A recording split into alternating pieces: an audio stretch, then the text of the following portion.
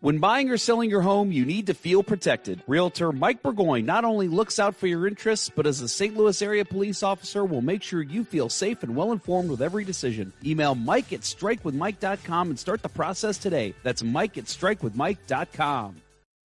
Hi guys, this is Erica Weston with Valley Sports West. And you're listening to my favorite St. Louis Blues hockey podcast, Let's Go Blues Radio. I'm here for it. I'm here for all the hot takes. I totally see Hoffman putting up 30, 35 goals in a 56 game season? Yeah. You know, Jeff, you were saying you didn't think he was more 20 goals next season. I still think that's that. A possible. I mean, I would literally be happy to grab a live crow and eat it if Tarasenko comes back and scores 30, 40 goals in the NHL in a season. With a last name like Bolduc, he's not going to play for us. There's just something about that last name is not going to make the NHL on this team. And for the Blues, I just don't see it happening. It seems like a name that is not conducive to play in the NHL.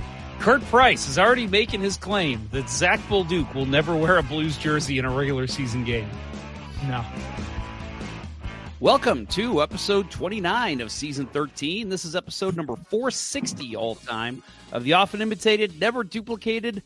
I can't really hear what Jeremy said because I've got 2 Stanley Cup rings plugged in my ears. It's hard for me to understand what he says. We're the original St. Louis Blues hockey podcast, Let's Go Blues Radio. Special thanks to our sponsor, realtor Mike Burgoyne. You can email at mike@strikewithmike.com for proudly sponsoring the show. Please utilize him if you're buying or selling property. Also, don't forget to check out our t-shirt shop at letsgoblues.com for some well-designed and fairly priced Blues-themed t-shirts. Check us out on Discord. We are new and improved. letsgoblues.com/Discord. It is Wednesday, May 1st, and we're streaming live on YouTube, Facebook, Twitter, Instagram, replacing the instructional videos at Six Flags, wherever you get live video casts. To interact with the show on social media, our handle on all social channels is at LGB Radio. Just search for us and you'll find us. And if you haven't already done so, please like, follow, subscribe, ring the bell, buy a t-shirt from our shop, punch Chris Chelios in the face and tell him Let's Go Blues Radio told you to do it, or do whatever you can do to help us out. I still hate Chris Chelios. Yeah, do you want to mangle that face any more than it already is? God, he is such a punchable face. Like, I can't think of a more punchable face than his. Well, he will. Ugh. Yeah, I will never play for Detroit. Have you seen that interview? I will retire. I will retire before I play for the Red Wings. Yeah. What's it do? Yep. Oh, I've seen that. Yep. Yeah. So not only is he a scumbag, he's a liar. So what you're saying is he's a liar. Yep. Yeah. The primary reason for the puck over the glass penalty in today's NHL, because that was true. That was his MO. He did that a lot, and I tell you what, people today they want to say, if I could change one rule in the NHL, it'd be to get rid of that penalty. I'm like, I like it because I remember when players used to just dump that fucking puck over the glass all the time to relieve pressure. I hated it. I hated it so much. I actually don't mind it either. I think older fans who remember that would agree. It's a penalty that's necessary sometimes. Yeah, because people forget. It's been a while since that was instituted, and it was a pain. People complained all the time about players doing that. There's a reason why it exists today. So I am your host, Jeff Pondard. I'm joined, of course, by the 2 men you've already heard, Bill Day and Kurt Price. Producer Austin is currently facing allegations. I wish it was for punching Chris Chelios. The agenda for tonight includes reliving one of the worst moments in a Blues fan's life. All that and more on this spunky episode of Let's Go Blues Radio. We've got summer shows have started. This is the first time we've ever started with a mystery hockey theater, which I love. I think we should try and do a couple of these this summer because they are a lot of fun, at least for us. I don't care about anyone else. We definitely picked it. We have never watched a loss together before. Sorry for the spoiler. We will be doing that tonight. I've never seen this game before. Really? Well, okay. This up until the 2019, this game I mean, it traumatized me so bad when it happened, and I never got over this game. This game just stuck with me for ever. Me too. 20 years, whatever it was. So yes, it was this and this that got us past it, right? So 20 plus years, right? Yeah, right. We can talk about it and be fine with it now.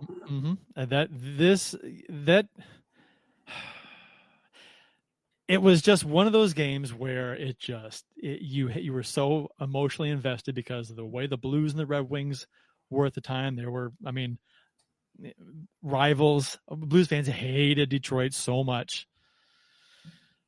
And to fall short in this series the way they did, it just...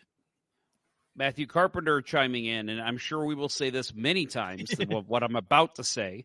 That goal still haunts me. I believe if Grant Fjord doesn't get hurt, that team had some mojo that playoffs. Fuck Nick Kypreos. That is going to be my mantra for tonight. Fuck Nick Kypreos. Here's the deal with that, too, though, is that Casey played really well in that Detroit series. So, I mean, I know Grant, I mean, obviously you lose number one goalie. It's it is what it is. But John Casey was like, he was a 1A somewhere else at that point in his career, right? He only played a few games that season too. Yep. How much he played, so he was fresh. Having to get and that's kind of the joke, right? Because like you think about it, I mean that dude, mentally think of it as a goalie. That dude having to step in after really not playing a lot all year, having to step in. Hey, by the way, Blues have major cup aspirations. We've got two of the greatest players to ever play the game on this roster. John Casey, you're going to lead us against the Red Wings. He played. Good Lord. He played in 9 games and only started a few, right? Okay, game started. That was back when they didn't keep track of games started, but he played in 9 games, and Grant Fuhr played in 79. So Fuhr started 79 games, and Casey started 3. That is absolutely insane. Jablonski played in 1, and Racine played in 11. Bruce Racine, the forgotten goalie that year. 11 games. Yep. More than Casey. Here's a fun little trivia question in case you guys have not looked. Who was John Casey's backup for all 7 games in this series? Oh, that had to be Jablonski, right? It was not Jablonski. Did they get somebody? It wasn't Racine, was it? It was Bruce Racine. Okay. He was their backup the entire series. I'm guessing in Toronto, too, after Fuhr went down. But, yeah, it was Racine. He did see a couple minutes, actually 33 seconds of ice time. I'm not sure of what game this was, but in this series, he did see 33 seconds. So right, that's a Mike Keenan goalie switch timeout. I'm sure. That's probably exactly what it was. 33 seconds, 1 game. Yep. Interesting stuff. Bruce Racine wore number 29 because he had over a 900 save percentage, which was pretty good. In that era, especially against the Red Wings too. Well, finish off Toronto and then, Well, we'll get back to this game here in a little bit because clearly that is the big thing. But we've got some segments we want to get to, especially some Blues news that actually did come out this week that we'll get to quickly, and then we will take a break and we will watch this game. So first of all, let's get into our announcements. So again, we are in our summer shows, so you can still expect to hear from us at least me every week. But throughout the summer, just make sure you stay tuned to us on social media. We will let you know when our shows will air or when they'll post, whatever. Not as many live ones over the summer. So those of you who like to listen live, we won't be around as much for you, but make sure you check the podcast. And then, of course, the video that will get posted every week as well. I will also add that I will be on the Puck podcast again, filling in for Doug Stolhand this week, actually for the next 3 weeks. So I'm actually really excited about it this time because I get to sit and talk playoff hockey, which is going to be awesome. So If you like this show and you like me for whatever reason, head on over to the Puck Podcast the next 3 weeks. I'll be talking with Eddie Garcia about all the playoff games and all the NHL news coming out for the next 3 weeks. So puckpodcast.com. You'll have a couple of, at least one big thing in common, and that is that your teams won't be playing at that point. Yeah, I think you're probably right. We record this week's show tomorrow, so we'll see if that'll be the case for all 3 weeks. Well, as of the second, they will be out. Yep. Pretty bad goal by Riddick. So I agree. For those unaware, Eddie Garcia, who I guarantee you've heard his voice if you've listened to any ESPN radio, because every now and then his voice pops up. He does a lot of the morning announcements and stuff. He is a huge LA Kings fan. So he is obviously rooting for his Kings right now, but it's not looking good for him. They need a goaltender. Bill Day, when are you going to be ready to play goal? LA needs a goalie. Well, we'll see. We'll see how the chronicling goes this summer. Yes, that I didn't put that in the announcements, but real quick, let's mention that. I'm having some issues getting guests. I had told everyone here that I was going to do influencers, hockey influencers on social media. I will tell you right now, it was easier to get alumni than it has been to try and track down some of these influencers. I guess they're just busy people with the content they're putting out. So I've got a couple lined up, but I'm thinking, man, I don't know if I'm able to fill the whole summer. So something Bill and I are discussing is chronicling. Is that a word? Yes. Yeah, sure. Chronicling his return to playing ice hockey goalie. So we'll figure out the schematics of that. But for those of you who love Bill's save of the week and have loved kind of getting to know him as a goalie, that is something we're talking about doing this summer. So with me already playing hockey and, I'm going to probably be around helping him getting back. So this will be fun. Yeah, and we'll repurpose the Bill Day's save of the week to that one save I made that week. Yes. Yeah, that one save at pickup hockey that Bill made. Yeah, because that's all I'm going to make, I'm sure, yeah, at right. least for the first 7 or 8 weeks. So, well, good news. I did just get a new GoPro for my birthday. So we will be putting that to good use. Yeah, so I will be picking up the final pieces of the gear later this week. Well, I will be placing the order for them later this week. So, do you have skates? I do. First thing I bought 2 years ago. Oh, right. That's right. I forgot about that. Have you been on them at all yet? Now they have dry rot. They might. They may have to get sharpened after never seeing the ice. So. Gotta grind the rust off. Yeah, no, they've never seen water, ice, anything. So have they been sharpened at all? Yeah. Okay. Yeah, when I first bought them. Right. So, but yeah, well, they are. I'm glad they're sharpened and ready for you. Do you bake those or no? I probably will wind up getting them baked after 1 or 2 sessions. Oh, look at this. Chris Bray. We need goalies for our Madco 30 and over Friday night league at East Alton. There you go. Yeah. Maybe that's your goal, to play and get yourself ready enough to where you feel comfortable getting in one of those games. Yeah. Chris and I actually occasionally will bump into one another at Target late on a Sunday evening, and he's brought that up before. So that actually is one that would probably fit my schedule. So I will let you know. Let you know how it goes. Yeah, Chris is a good guy. He's a regular sports encyclopedia. That guy. He knows a lot of stuff about a lot of stuff. But did he not lose in Blues trivia when we had him on? He did. He did. He lost to Jimmy, right? Didn't Jimmy win? Jimmy. Oh, yeah. God. Yeah. Oh, Chris. we got to do another one of those. That was fun. We should do one of those this summer. That was fun. Do a Blues trivia show. Have guests come on, and yeah, I think that's a good idea. We'll do that. Yeah. Well, that'll be one of the summer shows. We got plenty of prizes. I've got prizes all over here that I've been waiting to give away. So we'll do one. All right. So official beers of episode number 460. You can follow each of us on the Untapped app.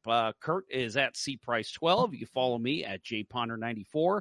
Bill is at Billy Blue Note 33. Let's just keep it rolling. Bill, lead us off. All right. So I have a very fancy labeled beer tonight.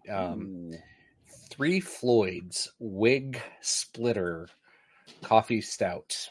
It's a oatmeal coffee stout. I'm not a big Three Floyds guy, but I keep an open mind, and this one's actually pretty good.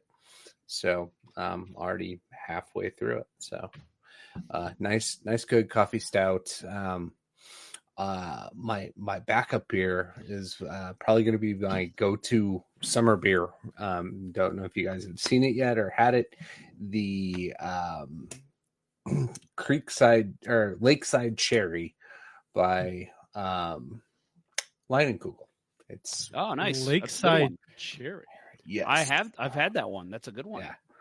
Yeah. It's I was wandering around Total Wine last night, found it, and had one earlier. Whew, real good. Very good. Very summery. Yes. It'll be perfect after mowing the lawn. Yes. Good shower beer. Oh, hell yes. Hell yeah. I love the lighter beers for shower beers. Oh, yeah. They're all good. Tried a shower beer one time. Not my thing. No? Nah. I think it's associated with being a Hoosier.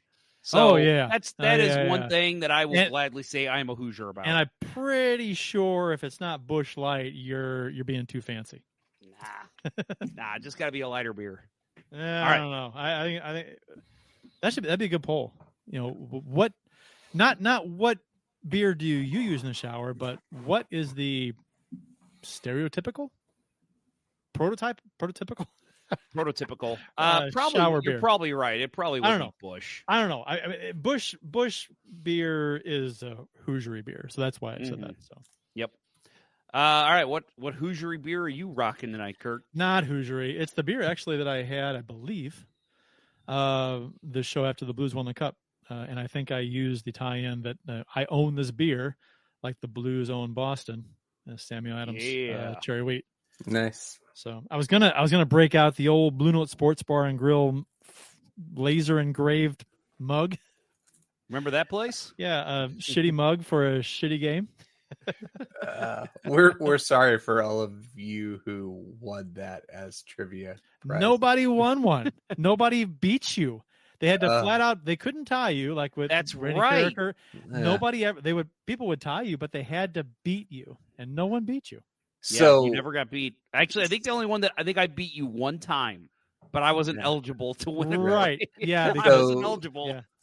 Let me retract my apology and offer you're welcome to all of you who didn't have to have one of those shitty things. Yeah, I found it the other day. I'm like, I should have this on the show, and then just throw it away when it's over. Yep, definitely throw it in the dumpster. That's where it belongs. My beer is the Public House Revelation Dry Stout. Very good dark beer. I can't remember if this is what I had on the show last week. I think you had a Public House. I assume that's okay. The same one. Yeah, it might have been the same one, but yeah, very, very good dark beer. Not a sipping beer. I know I get those a lot on the show, but this dark beer that's not a sipping beer. I'm sorry. Is a sipping beer. Oh, okay. Not a drink quick beer. I'm like, how does that work? I'm like, definitely a sipping beer. You may have a problem. I figured I needed. Yeah, I needed something. I needed something a little stronger to watch this game. So I'm chugging dark beers. When Bourbon County becomes your chug beer, you got a problem. Yeah, exactly. Yep. All right. Well, let's get into some Blues talk very quickly here. There's been a couple signings. Apparently, the Blues are in love with Sweden. That is kind of the headline with all of this. This is going to be the way Red Wings rated Russian players.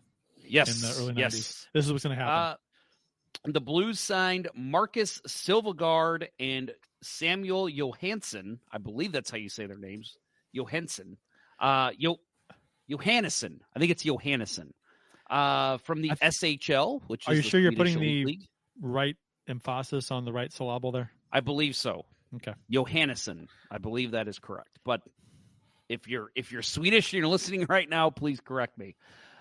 So the forward in Marcus Silvegaard, he signed a 1-year entry-level contract. These were not Blues draft picks, by the way, for those of you who may have just assumed that's what this was. Silvegaard just in 51 regular season games for Vaxjö in the Swedish Hockey League last season, leading the team with 41 points. The 24-year-old forward also collected 23 goals, which ranked second in the SHL overall. He was never drafted into the NHL. Rumors suggested he was actually being pursued by multiple NHL teams, including Florida, Colorado, Calgary, and Dallas. And the reason that, I guess the big selling point for Armstrong was you've got a path to the NHL here. Like, you will be probably getting a great look into joining the Blues next season, as opposed to being hidden in the AHL with some of those other teams.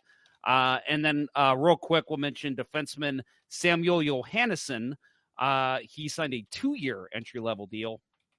He dressed in 43 regular season games for Örebro in the SHL last season, leading the defense and ranking second on the team with 11 goals and 27 points overall. He was originally drafted by the Columbus Blue Jackets in the 6th round, 176th overall of the 2020 NHL draft. So these are literally guys that really were not getting looks. Kind of getting looks in the NHL, I guess. You know, there's always scouts looking scouts. But these are two guys that the Blues, I think, are looking to possibly break in next season. And you have to assume, and I know, Kurt, you kind of mentioned it before the show started, Alexander Steen is earning his paycheck right now, scouting out Swedish players, because these are, you look at some of at these names and just, you know, anything you've seen about these players, these are Alexander Steen type players. Right. And he is, you know, assistant to Doug Armstrong, based in Sweden. So this seems to have his fingerprints all over it.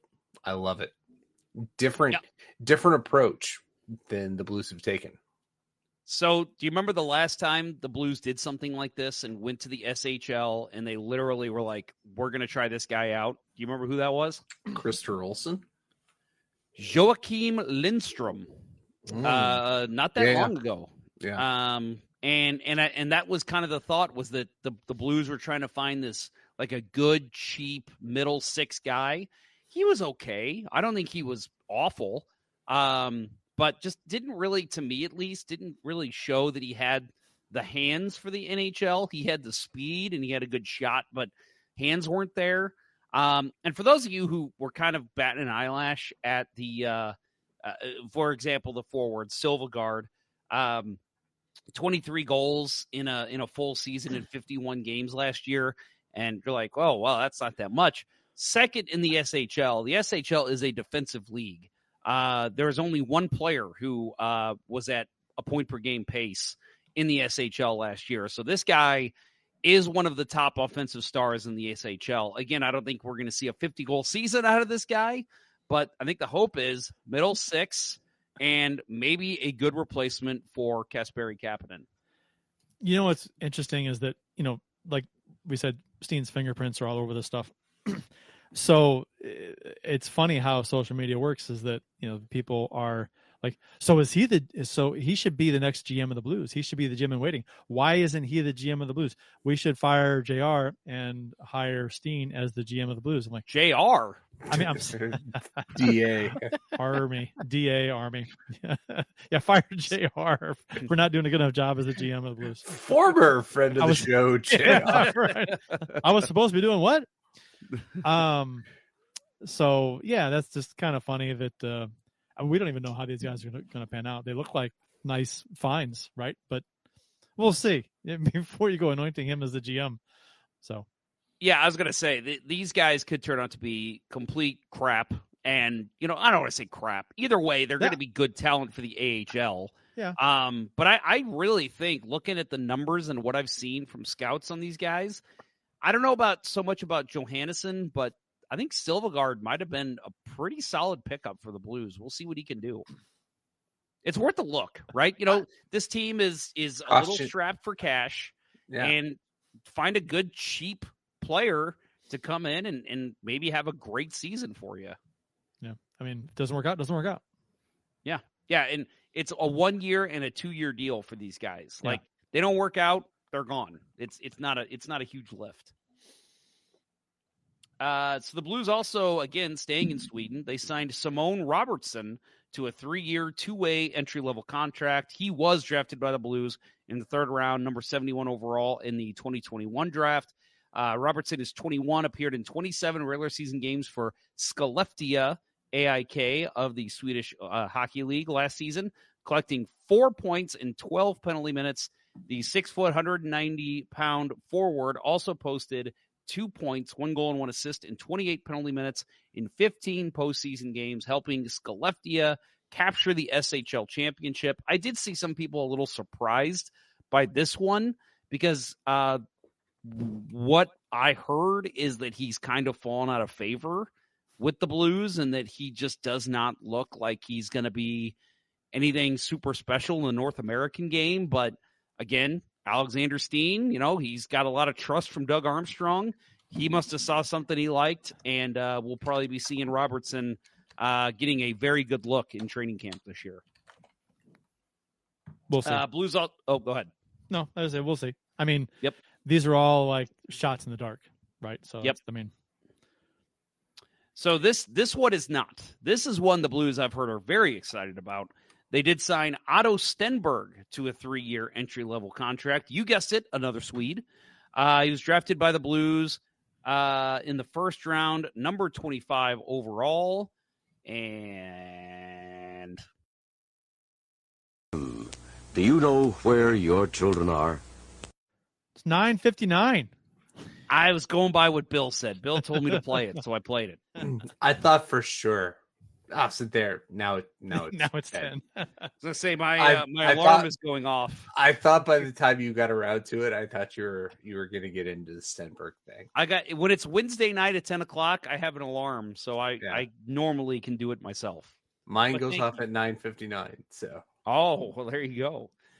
So the Blues signed Otto Stenberg, 3-year entry-level contract. He was the Blues' 1st-round pick, number 25 overall in the 2023 NHL draft. So that was the one the Blues had a couple 1st-round picks. This was one of the guys they took.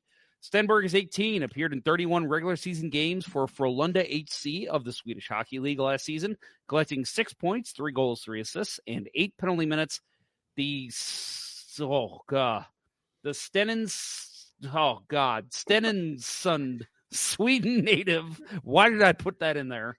Also posted 9 points, 5 goals, 4 assists in 7 tournament games at the 2024 Under-20 World Junior Championships, leading Team Sweden to the silver medal. And again, this is a guy that I have heard the Blues are very excited about. Was a highly touted defenseman in that draft and is still considered a top prospect for an NHL team. Now, he's a defenseman. I think we won't see him for at least a couple years, but good to know that he's already signed his entry-level contract, and he'll be getting some time in the AHL next season. Yeah, only 18. Probably more than a couple years away. Yeah, yeah, it'll take him some time. But I was just thinking we should have looked to see if Pierre Maguire was on Cameo and could have thrown him $5 to read the names of the clubs and that is not a bad idea. If he's on there, that would be fun just to have him just say, "Hey, read to us all the teams in the SHL." Yeah. Go. Skellefteå. Linköping. Is he? I think he is. If my screen would load here. It says order a personalized video. We got a 1-1 game in Edmonton right now, too. Oh, bad bounce. Pierre Maguire is on Cameo. It's $44. That's not bad. That might be worth it. We might have to do that. That'd be incredible. All right, so Blues all over Sweden. So that's very exciting to see some of these guys possibly get a chance. I think these are going to be names you're going to want to watch if you go to any training camp games in September. And, also some of these guys will probably be in the prospect tournament, whatever one they do this year. So we will see. But, yeah, I'm watching this goal now. That is a bad goal. That's bad bounce. It's bad a bad bounce. Yeah, bad bounce. That's what I meant. I almost wonder if Desharnais doesn't dive and hit the puck, if Skinner could have got that. It looked like he was tracking it pretty well. Maybe. Stupid defenseman. Stupid defense. It's never the goalie's fault. It's always if he gets it, it's with his stick, right? I mean, yeah, he wasn't. I mean, yeah, that'd been a great save. All right, guys. Look at what Ottinger did against Thomas in the last game of the year. Yeah. Just stuck his stick out there and hope for the best. That's literally all he did. Yeah. Well, he wasn't even, he had gave up on it. He just kind of flailed with his stick. Yep. Which is what goalies do in warm-ups. Yeah, right. Flail their stick at the puck. I don't want to save your shot. Nope. And few things piss off a shooter during warm-ups. Come on, try to make the save. Come on. I had a goalie, Bill, you'll love this, on Sunday, never takes warm-ups. And he just, I don't know, he doesn't like it. He says guys shoot at his head too much like idiots, which they do. And yeah, he's like, you know what? I'll jump out there for warm-ups. Very first shot, former goaltender comes in, nails him right between the eyes. And he's like, you're a former goalie. What the hell, man? And he's like, I'm sorry, it got away from me. And to be fair, sometimes as a shooter, Kurt, it does just kind of get away from you. So it was just an unfortunate, dude, I'm telling you, I did not mean to do that, but it just got away from me. And of course, it's the one guy who refuses to take warm-ups usually. Yeah, I've had pucks get away from me. Warm-ups. It happens. Where's our friend Chris? He never found a goalie he couldn't hit in the head to warm up. Oh yeah, no kidding. Yeah, a slap shot. Yeah, right by the ear. Yep. Hey, we're trying to warm up our shot too. All right.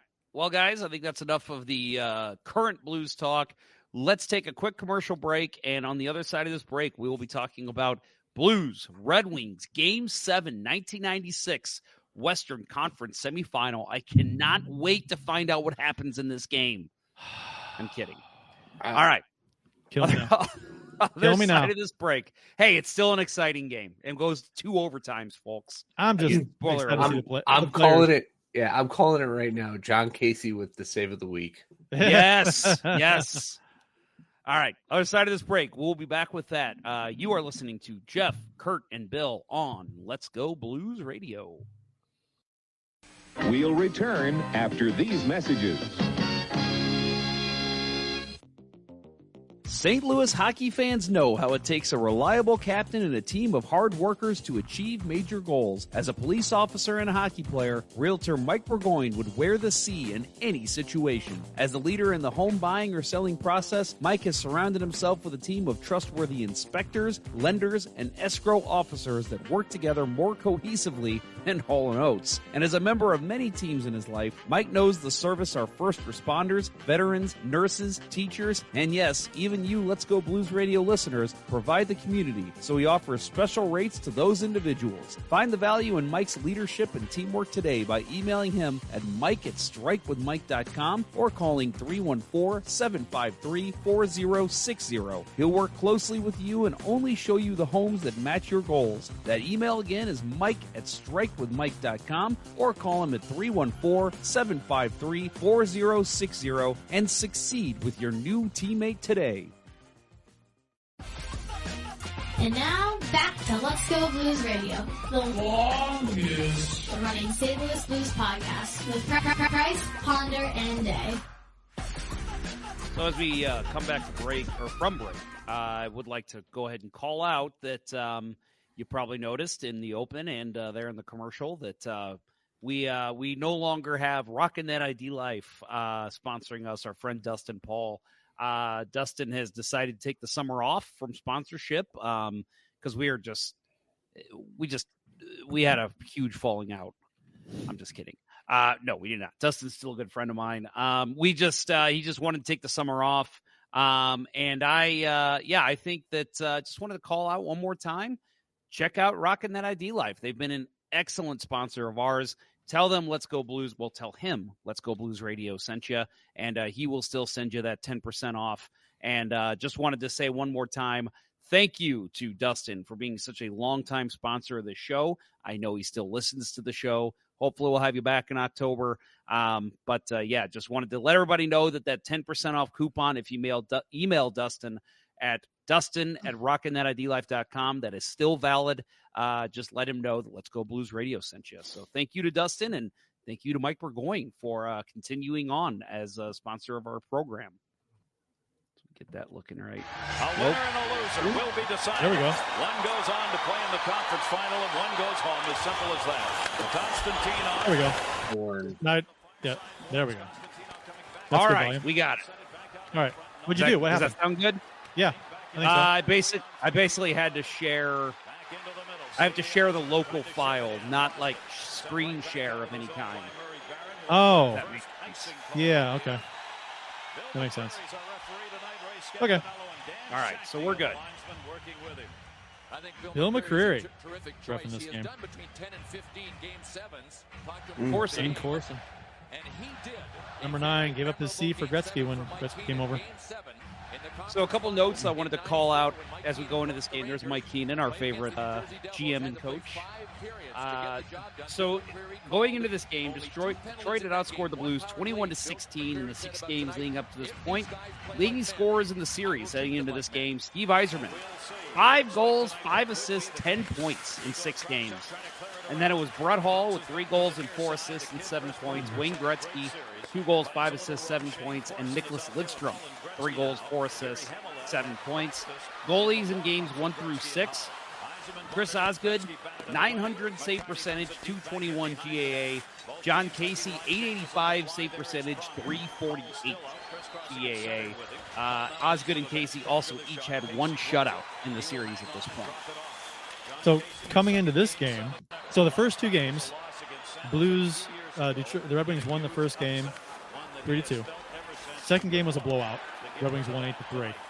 So Detroit's up 2-0. After Detroit went up 2-0, the Blues won the next 3, 5-4, 1-0, and 3-2, and then Detroit wins game 6, 4-2. But so after the first 2 games, when the Blues were outscored 11-5, the Blues outscored Detroit by coming into this game. They'd outscored them by 1. So they had figured things out, and rumor has it the Blues kind of figured out how to shut down Detroit's top. Well, I mean, Yzerman was doing quite well, but they were doing a pretty good job on the Russian players in this game and this series. Yeah, so that's how the Blues came back in the series. They kind of shut down. Other Russians, Kozlov had only had 1 goal at this point. Konstantinov, 2 goals. Larionov, 1. Fedorov, 1. So, yeah, I mean, they're still there, but it's not. This is the Steve Yzerman show in the series. I mean, it's funny because you see these fantastic saves and goal mouth scrambles, and this game goes it's scoreless going in overtime. So you know that nothing's. Oh my gosh! What a save by John! There's your save of the week right there. Oh my God, that's Hasek like. That is Hasek. Yeah, and oh, I think if that goes in today's game, goaltender interference because of the stick that prevented him from getting over properly. He improvised, as a great goalie will do. Yeah, he was on his back and kind of rolled over and just threw his arm. Oh, there's the Yofa helmet. Yeah. Larionov with the Yofa. 2 of those in this game with Gretzky. Broomball helmet. Those things are illegal now. Yep. God, Nicholas Lidstrom, the perfect human. Yeah. Cavish's in this team, right? For the last player to play without a helmet. Yeah, Greg McTavish, he is in this game.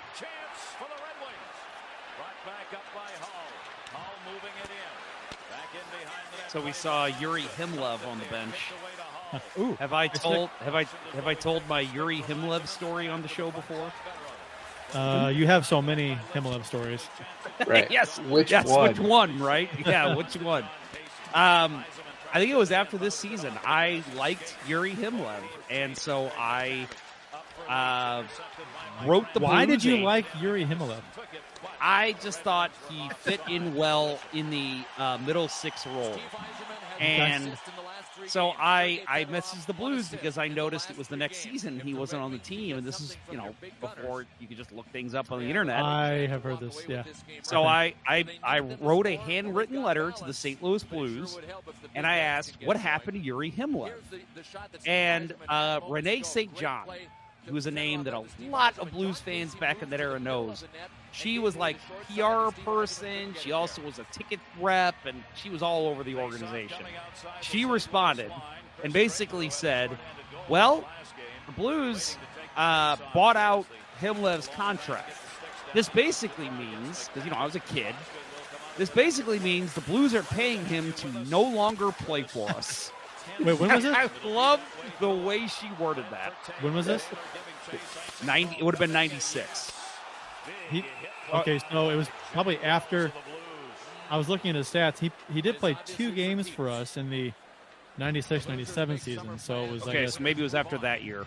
Well, or it could have been like November of 96. Yeah, I don't know what the rules were back then. Maybe they could buy him out at any time. Yeah, good question. Good point. Either way, Jay Wells would have got ejected for a legal check to the head. Yep. But this is just a check in this game. Himlev, I don't know. Was it? You think so? Think what? That hit? Check to the head? Yeah. Oh, it would have at least elicited a scrum because it would have been perceived dirty. Himlev only There's played the helmet 9 games Nick for us. Tavish. 7 games in 95-96 and 2 in 96-97. I would have guessed more. I would have too. Is that regular season? That doesn't count playoffs? Oh, yeah, that's regular season. Playoffs. Ooh, playoffs. He played 6 games for us. Leach just knocked the shit out of Courtnall. I love Leach had Courtnall. I understand why people on other teams absolutely hated him. Yeah, that was his job. Especially Kings fans. Yeah. Yes. We've done that game, right? Have we done that game?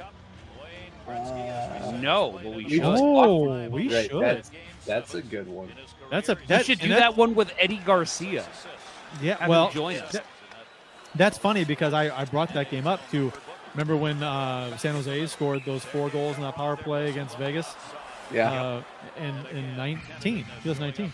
Yeah. And people online went, this has never happened before. I'm like, yes, it has. Yes, it has.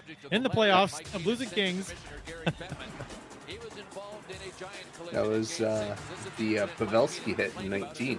Yeah, that was blood pouring, like dripping out of the helmet. That was nasty looking. And shouldn't have been a power play, actually. San Jose was kind of gifted that. Yep. Fedorov just took a hit from Murray Barron after he dumped that puck off. Barron went up and got him and decked him. Cleared back. Fedorov. God, so much hitting. You couldn't take an So inch much of the ice without getting hit. So much hooking and grabbing and holding. Yeah.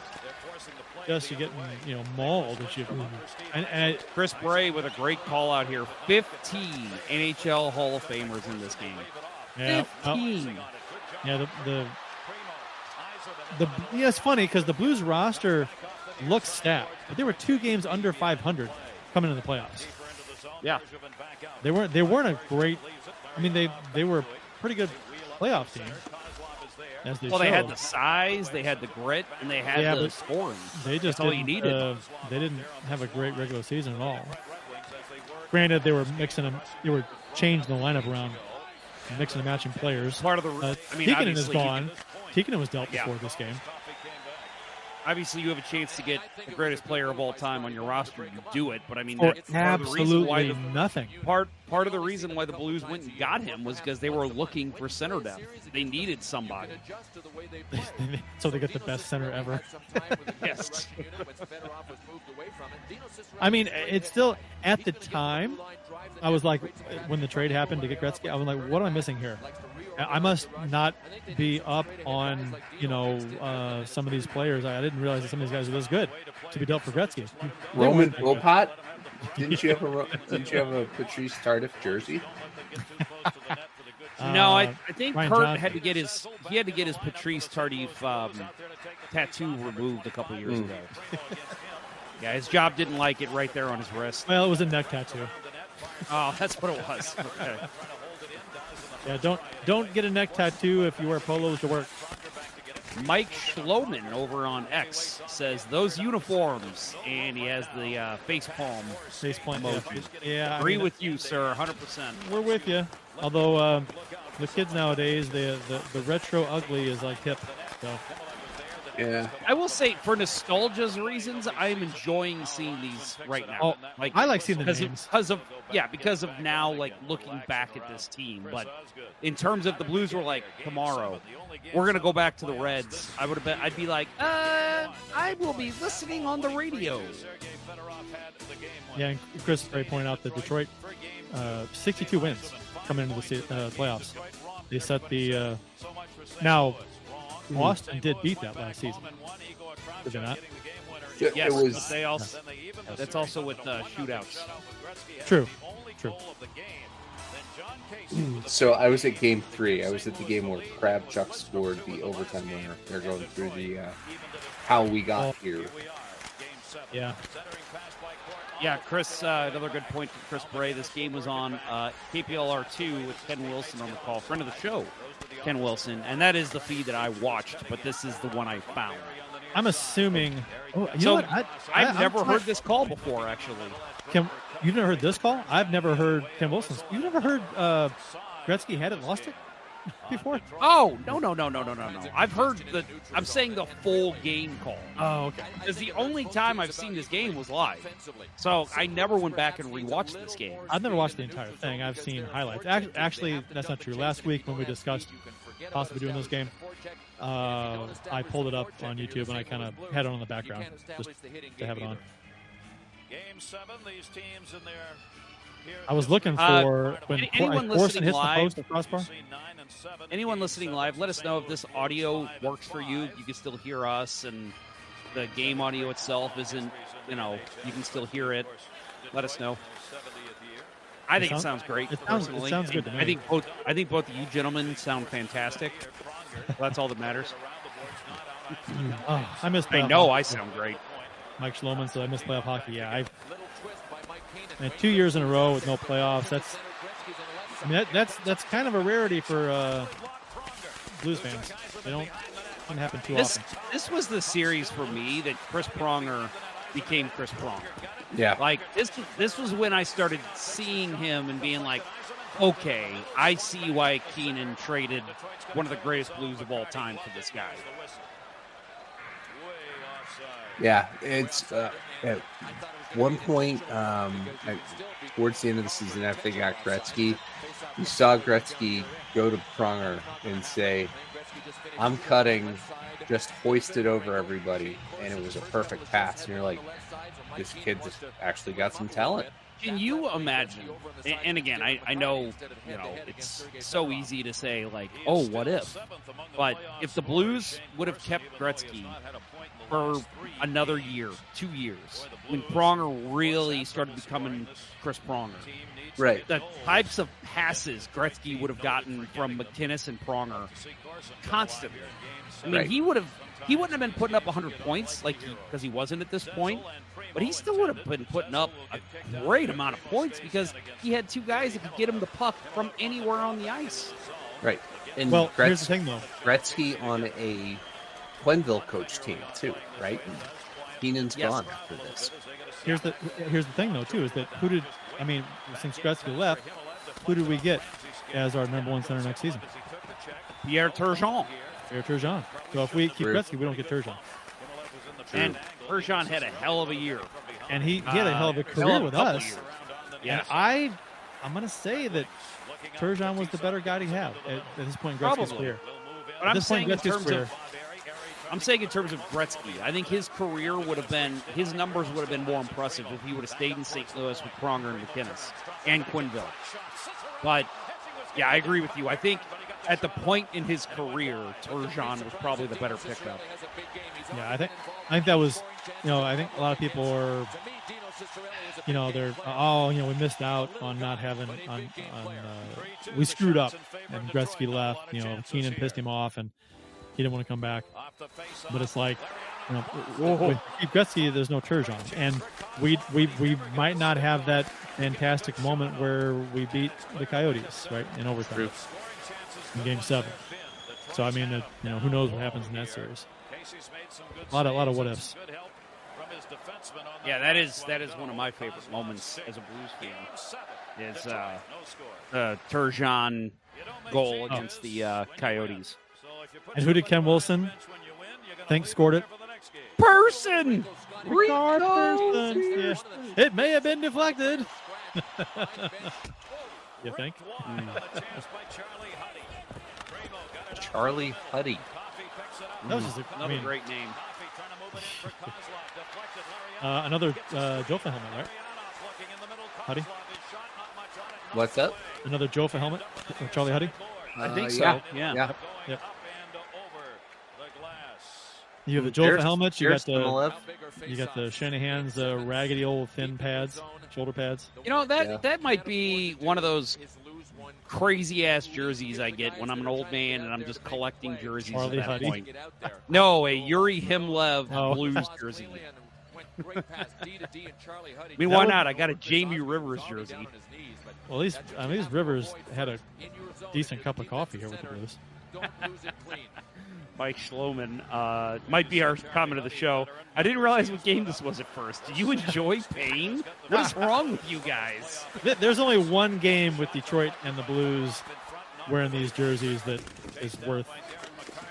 I wouldn't say worth watching. If we could get another game from this series, the Blues actually won, because this was a hell of a series. It was a great series. Oh my God!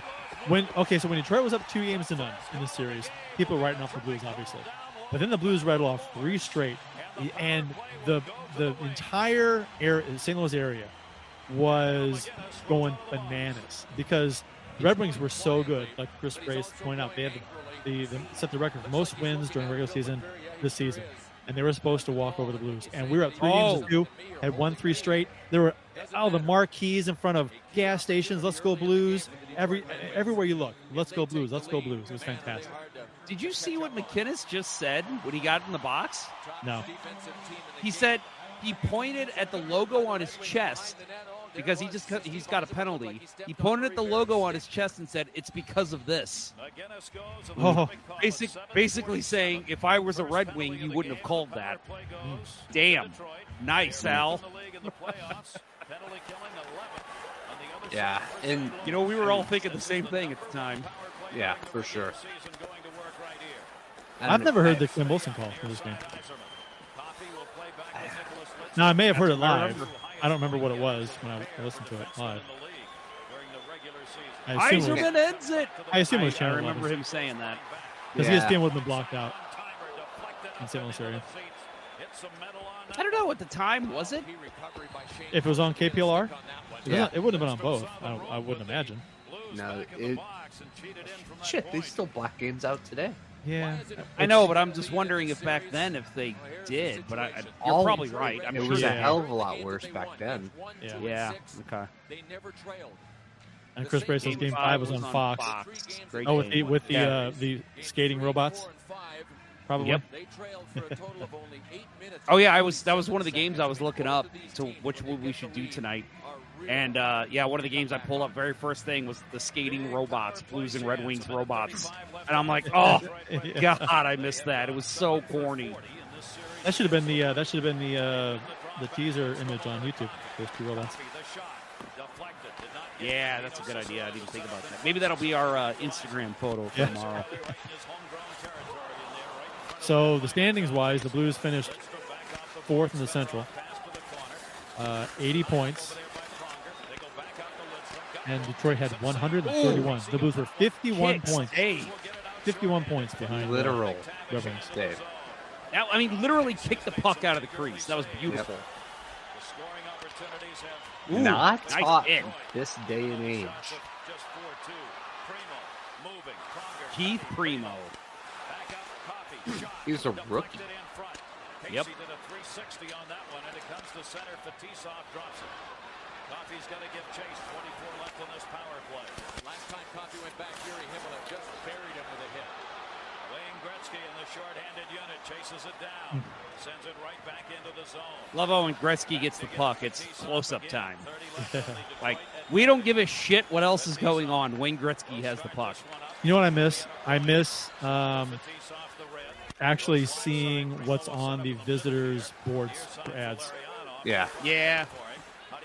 I mean, I understand completely the money involved with having local ads always on the boards for certain camera angles. That was a great save.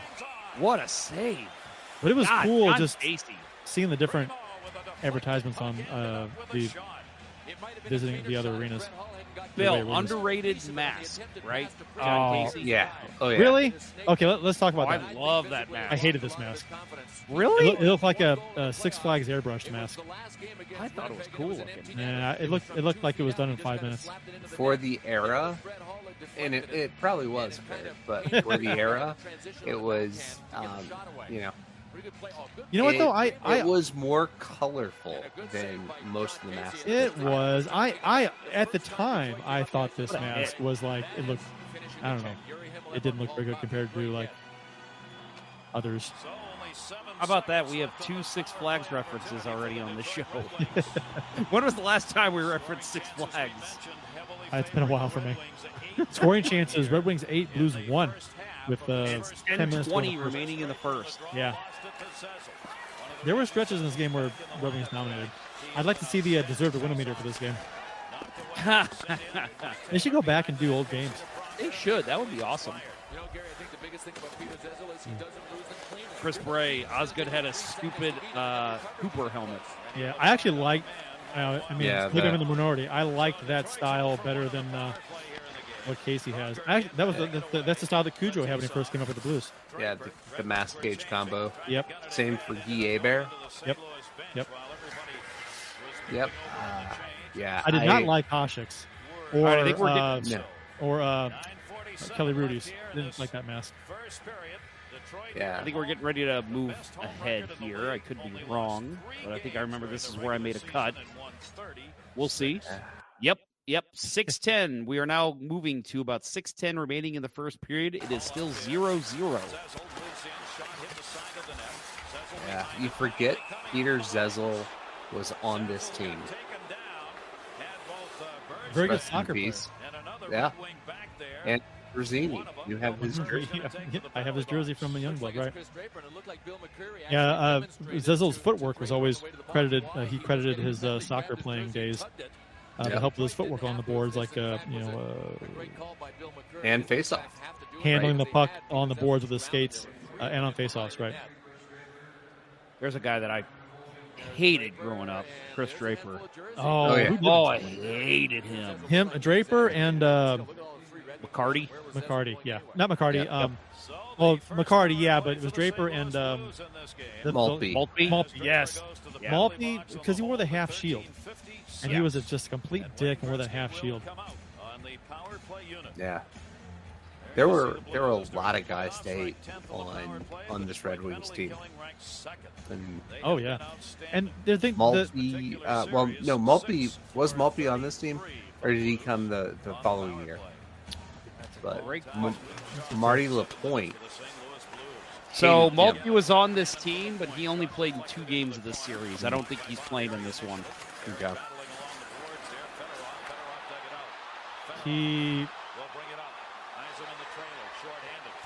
he must have been a call-up because he didn't play at all during the regular season. Woo! For the Red Wings. Just Great one of save. those weird 90s plays we just saw right there. Yeah. Fedorov skates it in. I mean, just lightning speed. And the puck just sits in the crease, and Casey just has to react like, oh, the puck's right at my feet. I should probably just jump. Yeah, Brett Hall's back playing defense, which we all know is not a good thing. Oh, boy. Yeah, that was close. I'm surprised Casey didn't just drop down. He took him forever to drop down. No, Yeah, you know his players are yelling at him like, feet, feet, feet, feet. Yeah, he's totally different era, right? Yeah. He was the one of the last breed of 80s stand-up goalies. Yeah, Maltby, I'm looking at Maltby's numbers. He really didn't. I think the Oilers have tied the live game. Looks like Riddick's glove crosses the line. I thought it was a great save, but looks like it's in. Let's see, Oilers at this point. That's in for sure. Yeah. Yeah, they gave it to him. Yeah, it's in. Brian Marchment, did he score? Or Dano Sigger? I'm trying to think of players that were probably playing for them at this point in 96. Oh, what a play.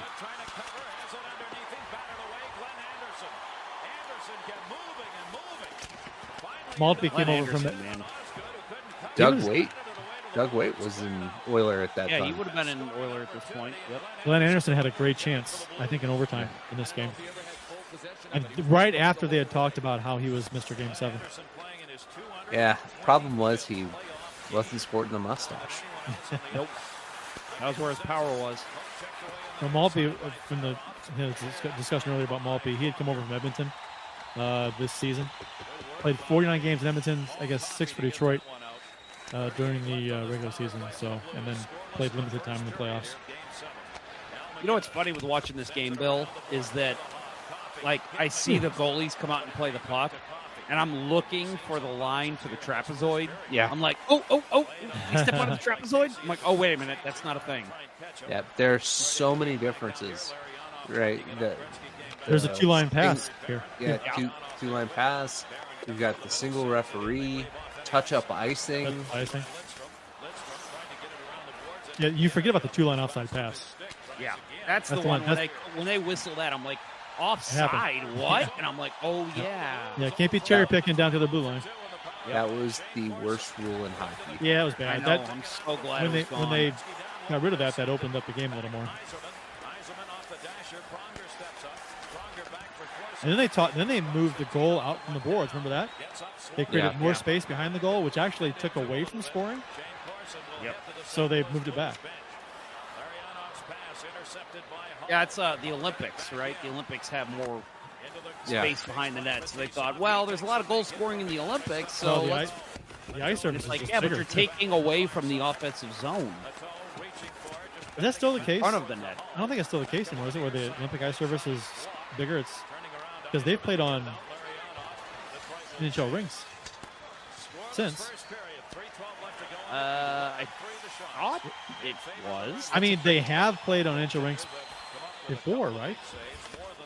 When the Olympics have been in the U.S. I mean, more recently than like 1980. Mm-hmm. Haven't they? Salt Lake City? Did they not? I guess they didn't.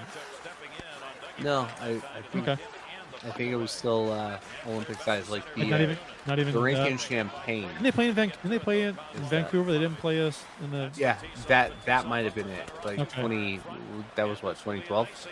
Maybe. Yeah. I thought somewhere in North America they played the Olympics. Salt Lake City was 2002, so that was Olympic ice. That was only 5 years after this, 6 years after this game. Olympic ice is apparently about. Sorry. Shoot the puck. Just shoot the puck. It's about 13 feet wider, but in terms of length, it's the same size. Yeah, it's significantly bigger. Yeah. Remember back in the days in the NHL when all the rinks were different sizes? Yeah. Yep, that was ridiculous. Boston and Chicago were small. The corners were like they weren't as deep, so you come out of the corner and you're almost in the slot. Yeah. Now they're uniforms, mostly, I think. Bill McCurry watching over there, and So, fun fact, I believe, let me check before I say this out loud. No, okay, so there's one more penalty in this game at this point. So we're through the first period almost, and there's only one more penalty in this game, which, when you watch by today's standards, it's like, what? I know. They didn't call it. This was back in the era when they would just put the whistle away. And you could do, I mean, there had to be like a high sticking penalty. Any kind of hook, hold, slash, they weren't calling them. You had to high stick somebody to get a penalty.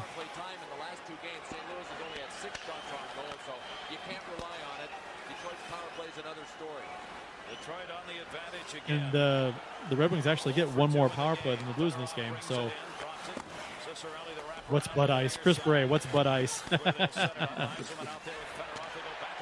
Doobie-doobie-doo, the Penguin, right? Yep. Standing up on it, Yzerman.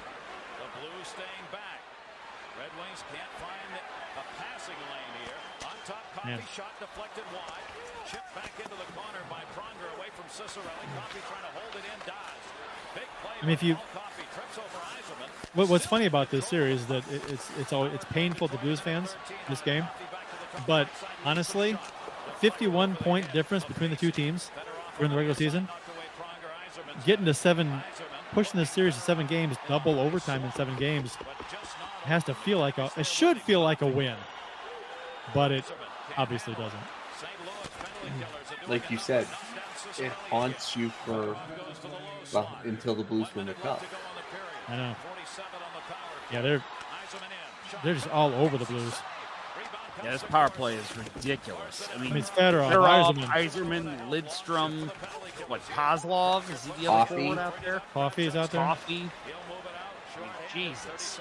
We got Kravchuk killing him. You literally are talking about every player on the ice for Detroit except the goalie is a future Hall of Famer. It's ridiculous. Larionov's number is not retired, and I guess not, because he's 13. Oh, wow! That stand-up goalie. Yeah. That's cruel. Stand-up goalie when he made a save on Konstantinov. That's good. That's not right, Jeff. God. Oh, what was that? Just jumped on the rubber back. That's dirty. Steve Leach. Leach jumped on someone's back. No, that was funny. It took you way too long to get that. It took me a minute. I was like, what? 1.1 second to go in the first period. Dick. And the Red Wings, I'm sure, are saying what I'm thinking. This ain't supposed to be happening. The St. Louis Blues are going to get out of this period the way they've gotten out of so many periods in this series, hanging by the skin of their teeth to a scoreless game. Woo, man. I was able to regroup now between periods.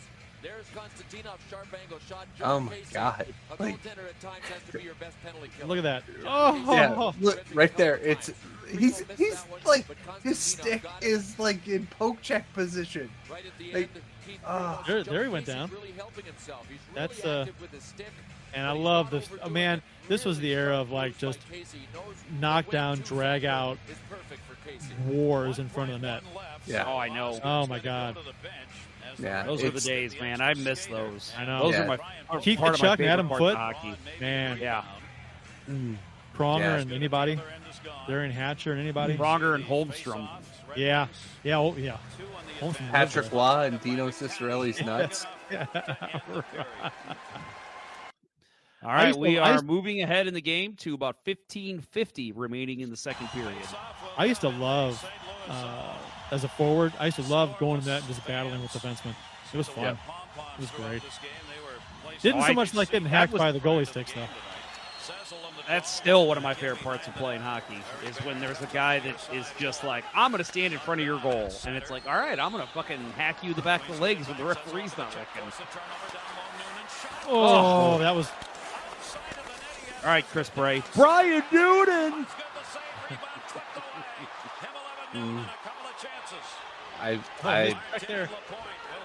I'm betting that Brian Noonan didn't have in a fresh piece of bubble gum on that shift. No, he did not.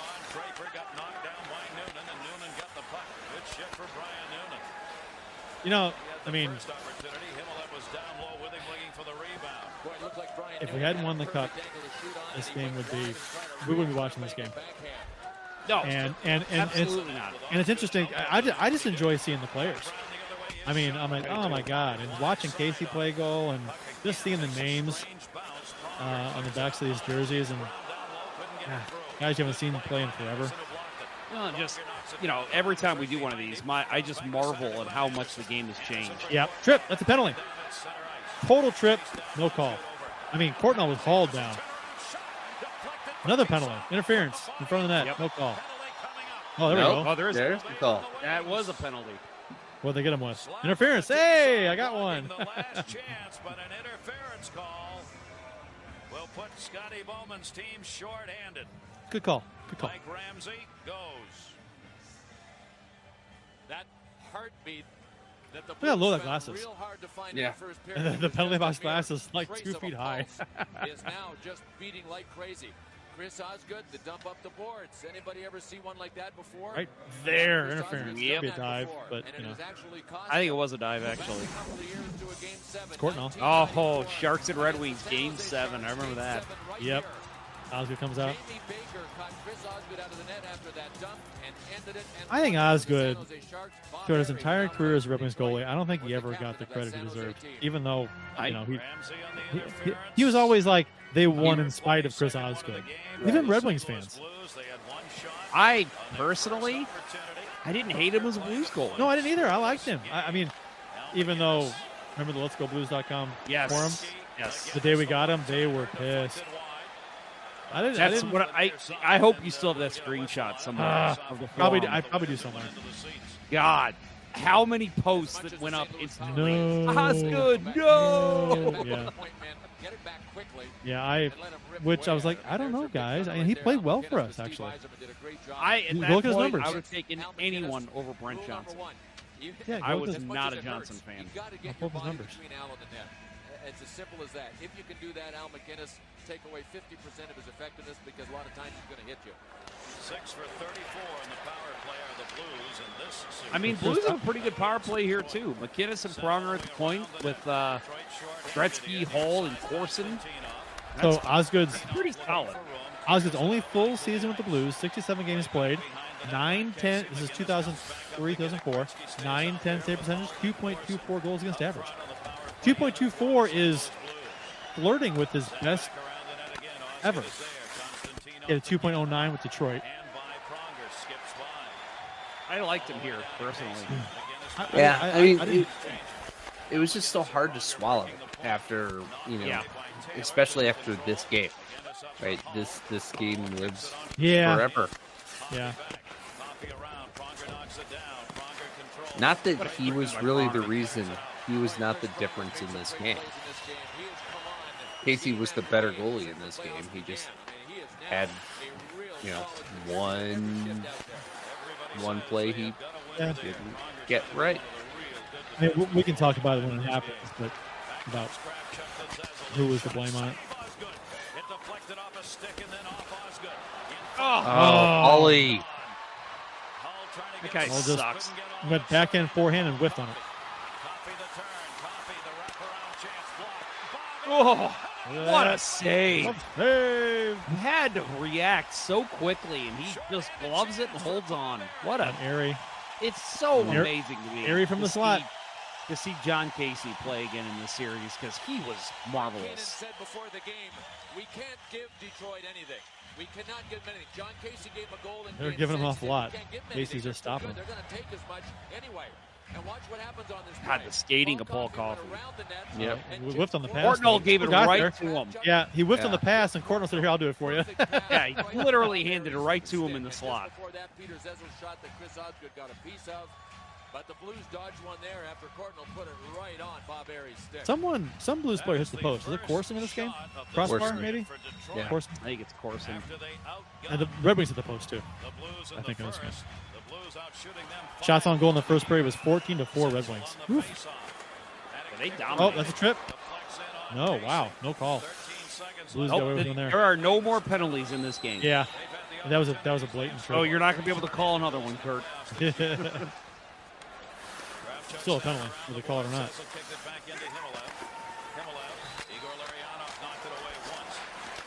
Man, I really want some Boston Market. Are they still in business? No, I don't think so. Oh, No. yeah, that could have been penalty too. Get some rubbery chicken. Some I used to like Boston Market. runny Sandwich, mashed good mashed. potatoes. They had some good mashed potatoes. Mashed taters. Second time we've been asked this question. Rogue Rick on Twitter, why are you guys doing this to yourself? I don't Because we know. won the cup, damn it. Yeah, we won the cup and we can do this. Could have done this like the summer after winning the cup. Well, you remember the summer after, I finally watched the Jonathan Taves breakaway goal. Yeah. I had never seen it, even though I was at that game. So we are moving ahead here, about 6:48 remaining into the second period. Yeah, I had never watched that goal, even though I was there, because I literally closed my eyes. I was like, he's going to score. I know he will. Ryan Miller ain't making this save. Chris Bray said the 2003 Vancouver series is another haunting series. Yeah. Yep. Yeah, that was Osgood in that. Yeah, Yep. but it was Mellenby's kid that undid this team. Yeah, gave the team the flu. That was rough. Yep. Wasn't that? Yeah, that was Osgood in that, right? It was. Yeah. That was rough. Well, come on, Zezel. Use that Blues are footwork. There you go. hemmed in their zone right now. They cannot get out. There we go.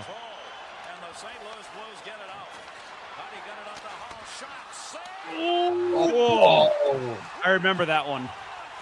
Yeah. Zezel, what a rocket, though. He blasted that shit, and I don't think Osgood picked it up to the last minute, which is why it almost went in. Right. Hits him, goes up in the air, arches over him. He kind of just falls backwards and catches it behind him. Oh, my gosh. I remember jumping out of my seat at this point. My dad and I both. That could have so easily gone in. He could have knocked that in so easy. Right? Oh, my God. Yeah, if he would have flailed with his other hand, like his blocker hand, there's a good chance he knocks it in himself. But he was smart and gloved it.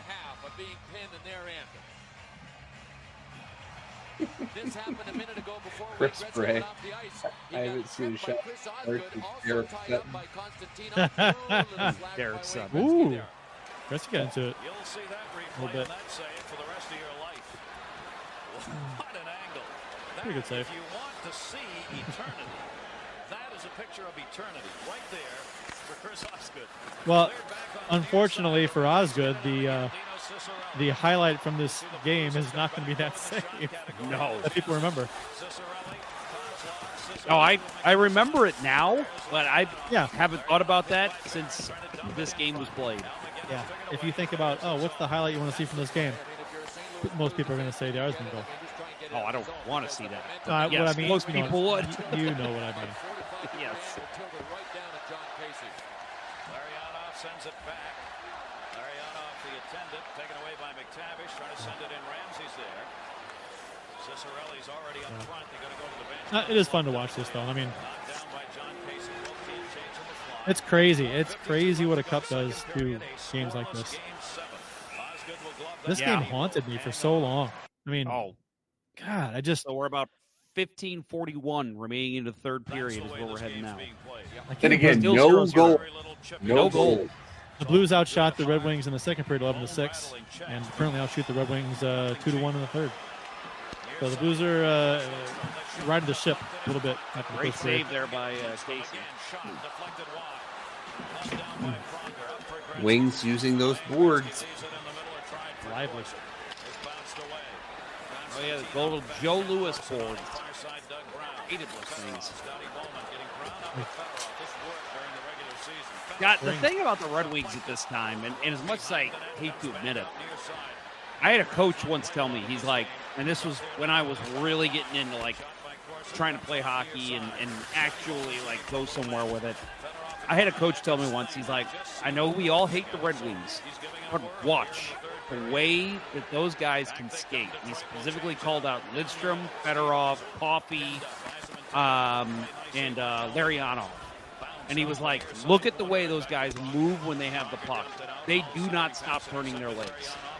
And it's just, yeah, like they're stick handling and deking, and their legs are still moving. Like there's no slow down, cut to the outside. It's fucking hustle. You just keep moving. Yeah. I mean, think about it today, right? The Avalanche are that team, right? Yep. The Avalanche and the Oilers. Constant movement. And, McKinnon has the most busy hands. But, to me, it's look at that. Total just hook. Whatever you want to call it. No, this I like is, where you're I going, mean, Bill. this is the era of the water ski, right? Yep. But what I was going to say is McKinnon, like his hands are so quick, and I think that makes it deceptive how fast his legs are, and his legs are constantly moving. Right? He never stops.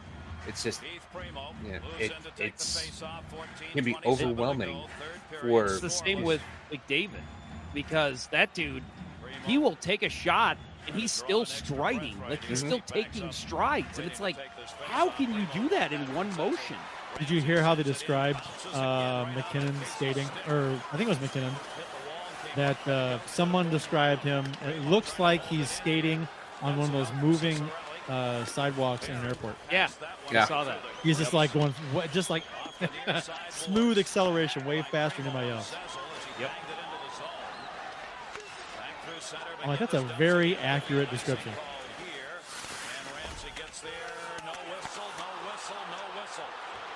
Everybody thought it was going to be.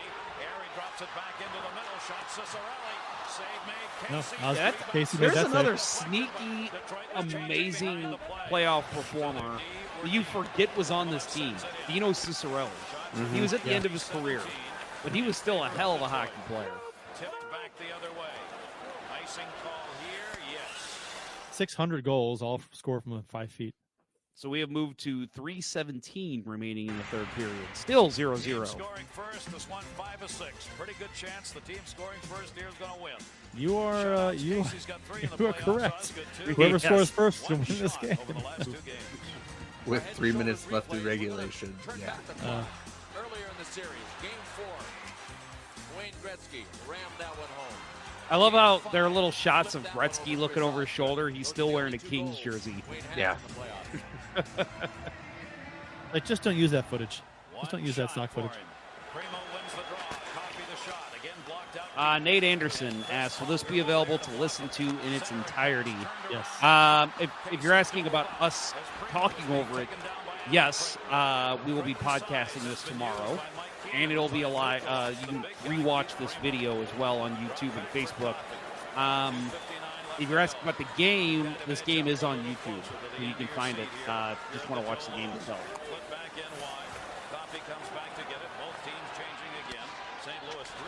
Chris Bray asked, do you think this series wore the Wings down for the Avs in the next series?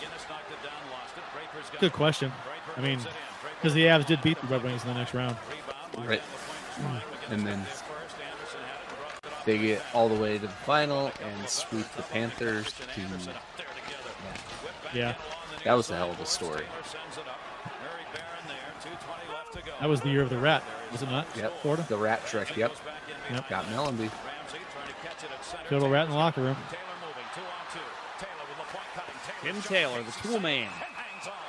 Yeah. Pronger's riding. Who was that? Marty LaPointe. LaPointe into the goal. Oh, yeah, LaPointe. Man, I hated him with a passion. Yeah, say another guy I hated him. In his Boston days in Detroit, God, I hated LaPointe so bad. Yeah. Nate Anderson, you my man. He says, love the commentary. I'm a huge Casey fan. I'm hoping he gets lots of props. Hey, on this show, we are also, I think I'm speaking for everybody here, we are also John Casey fans. He gets a lot of crap from Blues fans over the years because of that goal, but man, he was incredible in this series. Yeah. And the discussion of would the Blues have won this series with Fuhrer and net, I think people are way too quick to say, well, sure, it went 7 with Casey, we win it with Fuhrer. I mean, it'd be a really good, interesting discussion. I don't think it's as cut and dry as everybody says it is, because Casey played really well in this series, and in this game especially. So I would love to find Game 4 because John Casey made 29 saves in a shutout. Beat the Red Wings in a fucking shutout, and that was a huge game. That put the Blues up 2-1, right? 3-1. 2-2. I did it 2. I did it 2. No, the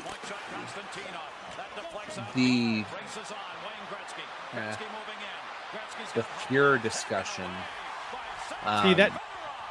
Sorry, Bill, but Fedorov kept Gretzky in check. Yeah, in this game, and Fedorov just stole it from Gretzky when he came in. It would have been 2-1. His helmet's off. Penalty. Nope. I mean, I think Fedorov deserves a lot of credit for this game because I mean that he shut down Gretzky. Yeah. Oh yeah, Fedorov. He gets credit for all of those Red Wings games back in the day. He was incredible. He was such a. I mean, I want to say underrated but it's weird to say that because he was an amazing player and everybody knew he was. But I don't think he's still gets more credit. God. Oh my God! What are you doing, Johnny? Stay in the net. What are you doing, Jake Allen? Oh. And that right there at the Elks Lodge is when the entire lounge cheered because the volume I think was down on the TV out there. So I went in the coat room and watched it, and they cheered when they saw that because they didn't know the whistle had blown. I'm pretty sure my dad and I were already standing at this point, but I'm pretty sure I jumped up in the air and my dad had to calm me down. That wasn't a goal. Yeah, I don't think I sat. Oh my God! For Jesus the Christ. second period on. I will say, man, it's so weird because, again, I have not watched this since May 16th, 1996. That was when the last time I watched this game. And it's so weird, the memories that come flooding back watching this right now. Yeah. And it's weird because you'd be like, I remember that play. That's a hook, first of all, but nowadays. Yeah, back then it was a perfect defensive play. It still is. I don't know why they call those hooks. I agree. It's a stick lift. I guess it wasn't really in his hands, so it was a pretty good play. Yeah. So I'll finish my thought on the if Pure was playing. The one thing is the winning goal is glove side on Pure, not blocker side. True. That's a great point. That is an excellent point. That's the one thing that's always sat with me, right? If that's Pure in that moment, I think he makes the save just because it's through his glove side. I do too. Although Yzerman may go blocker either way. Well, I think you have to make the case that play probably doesn't happen with a different goalie in. I'm not saying that it swings either way. It's just the game is totally different with a different butterfly goalie. effect, right? Every game is. It may have gone 5 or 6 games. Game 7 might not even happen. Oh boy, is that blocked by Pronger? I think so. Or he just missed. And that centering backdoor one-timer just didn't connect. And that was it. Take this moment. 20 seconds in the Pure versus Casey discussion. I'd like to take this moment and again say, fuck Nick Kyprios. Yeah. That little missed one-timer there about 25 seconds ago was about 30 seconds to go in the game. Oh, third period. My God. I actually kind of wish that would have went in then because I think it would have been easier to swallow. No, then you got the whole. Well, remember how you felt when Colorado scored with less than 10 seconds to go against Husso? Yeah. That sucked. Who was the former Red Wing that scored that goal? If you say it, I know it. I can't think of his name. I want to say Applicator, but it wasn't him. It was the other guy. Other guy that was just like Applicator. Anthony Steve? No. No.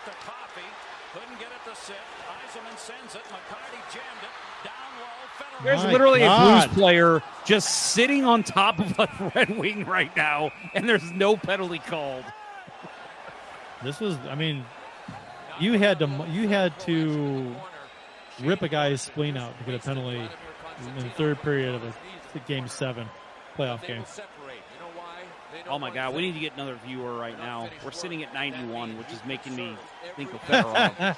So can we get to 92, please? Somebody tell a friend to tune in. All right, so we are going to skip through a little bit of overtime, get to 13:05 remaining in the first overtime. I didn't like cutting out any of overtime, but there's so much game in this that I'm like, I couldn't find another spot that I wanted to cut out.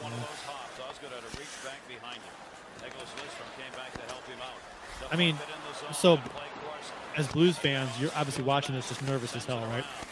But imagine Detroit fans watching this. Their historic season, 51 points better than the Blues during the regular season, and one bounce and they're done. And was it 2 years or a year before when they lost to San Jose? And they were known as chokers at this point. Yeah, they were. And they couldn't get done in the playoffs. Russians couldn't get done in the playoffs. That was the theme, right, of the Red Wings. Their great regular season team couldn't get done in the playoffs, and that has held true up to this point. And it was all on Yzerman, right? He was the captain since the 80s. Yep. It was Darren Helm that scored the goal. Darren Helm, that's it.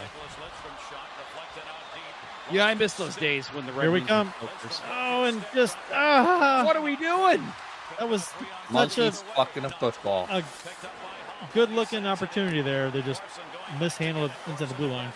Turned it over. Nice little. Corson came to life in overtime. He was he invisible in most of regulation, but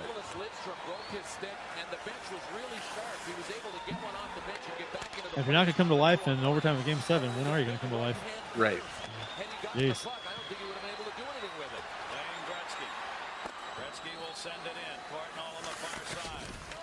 Ooh. God. Look at that hook. My God.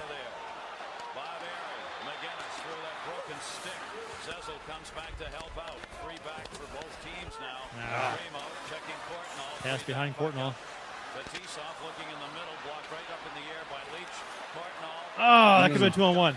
That was a hell of a play by Fetisov. That was almost 2-on-1. Poked away. Right at the blue line.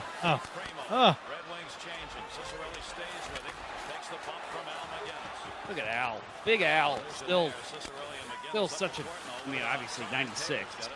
Man, what an amazing tandem. You always had either McInnes or Pronger on the ice.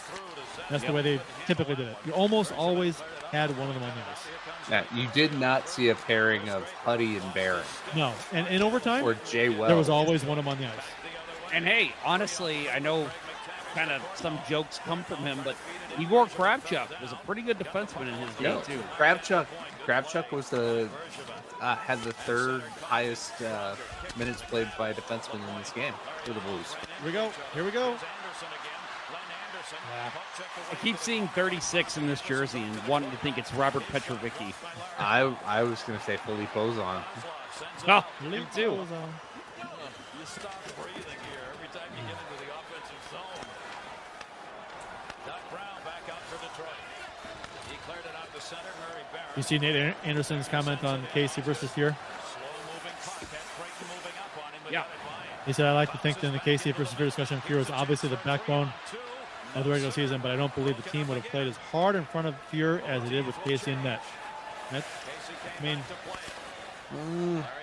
I mean, sometimes the team will rally behind the backup and play harder because they feel like they have to. But I get that idea.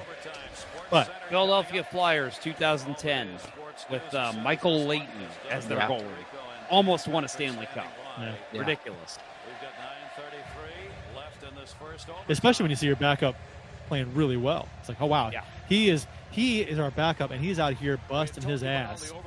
It makes you want to work harder. So you're not going to rattle Glenn Anderson in overtime. To be able to produce the way Glenn Anderson has produced, you got to be cool. You He got it into the corner, then to Courtnall, and Larionov was able to. I mean, just Anderson and Coffee. Yeah, that's nice. punches thrown. I love Two guys, it. two guys, They did. two guys that would never fight. Near side, Igor Kravchuk. Kravchuk, the high flip out of the zone. Nicholas Lidstrom chasing it down.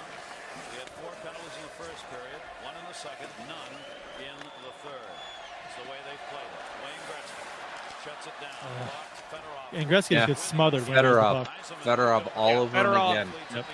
Yep. It is literally like when the Blues would tell Pronger, like, you're going to shadow Ginla, you're going to shadow Solani. You know, it is Fedorov is not giving any room to Gretzky at all. I like how that icing went through the blue paint, so they waved it And- off. Yep. That's not a thing anymore.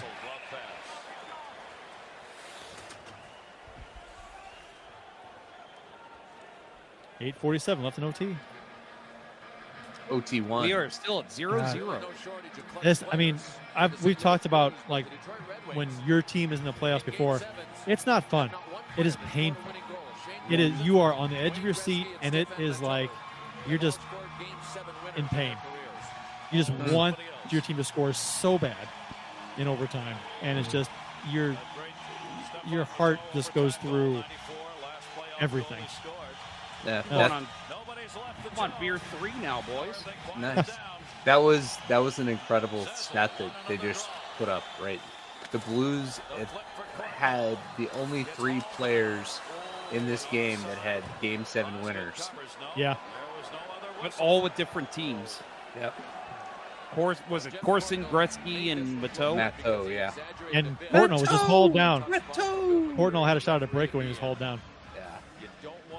Now I think he kind of dove a little bit, but watch this. Courtnall dive? No. It was a loft pass, right? Yeah. McKinnon And then- throwing it into an area. Oh my! Yeah, he got ragdolled. That's a penalty. That's a I don't care if penalty. it went down. That's a he was wrapped around behind and pulled him down. No penalty. Batista. He was ragdolled for sure. Bill McCreary's like, you are literally going to have to pull out a gun and shoot someone if you want me to call a penalty. Did you hear the commentary? Well, I'm not sure if he could have gotten the puck. I don't care. It's interference. Yeah. Yeah, no penalties since 5:28 of the second period. Doesn't We matter are if he in couldn't have gotten the puck. halfway through overtime. Near side McGinnis, his shot. That's blocked out deep by Ramsey.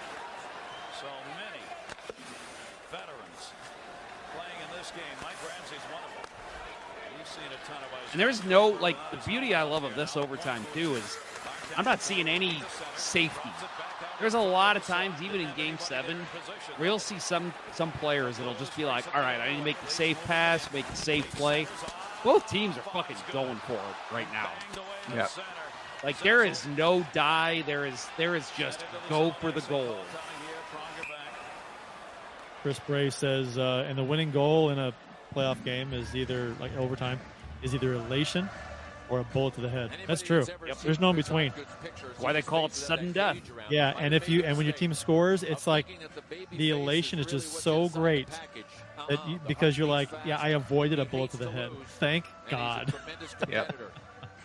Pat Maroon, Dallas Stars. Oh my God. It's one of the hardest I've ever celebrated. We should watch that game because there's a lot to unpack with that game. Yeah. The emergence of Robert Thomas. Yes. Ooh. Oh my God. So many great memories from that.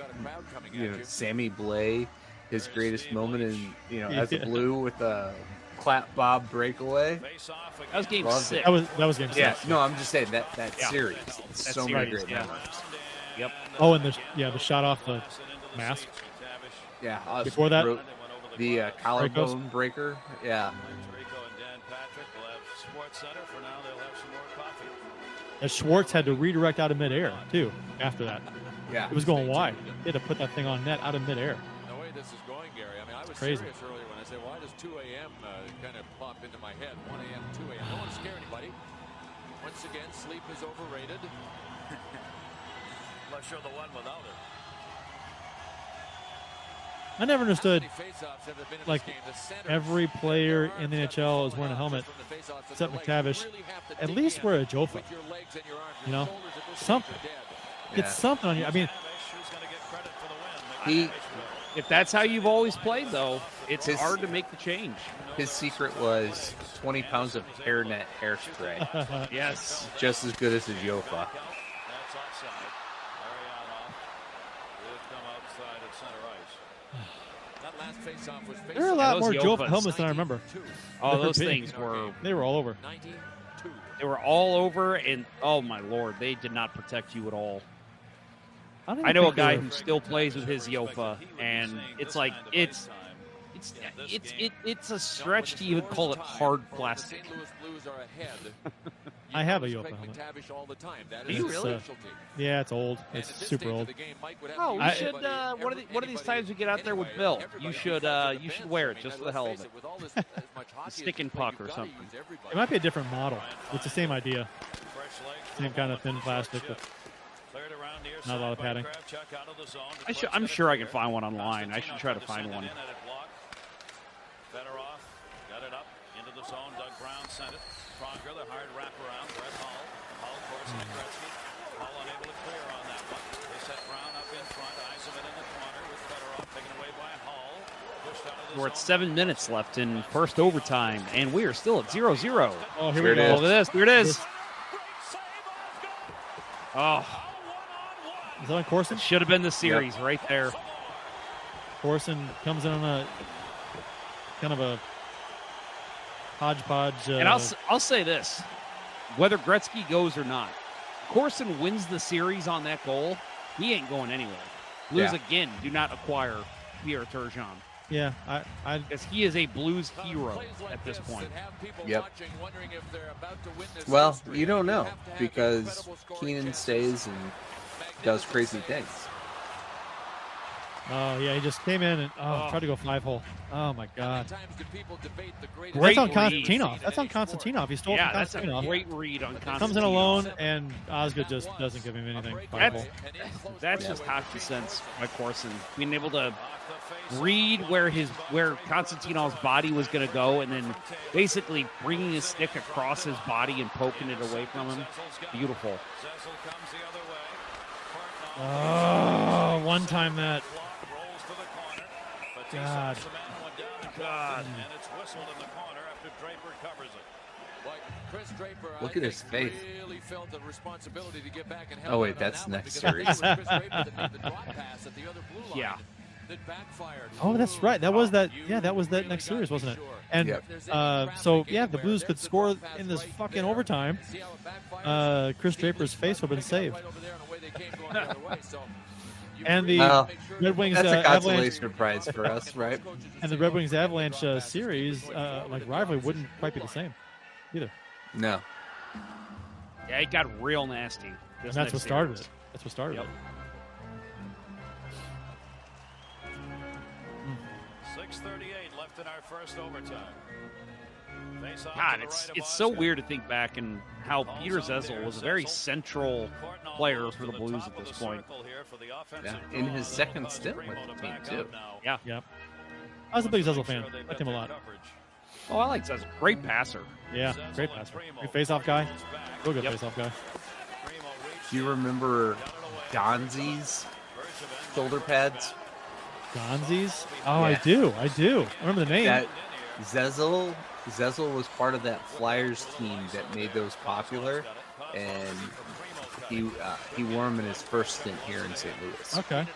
It was like Mellenby, Berube, all those guys in Philly in the late 80s wore. I don't remember.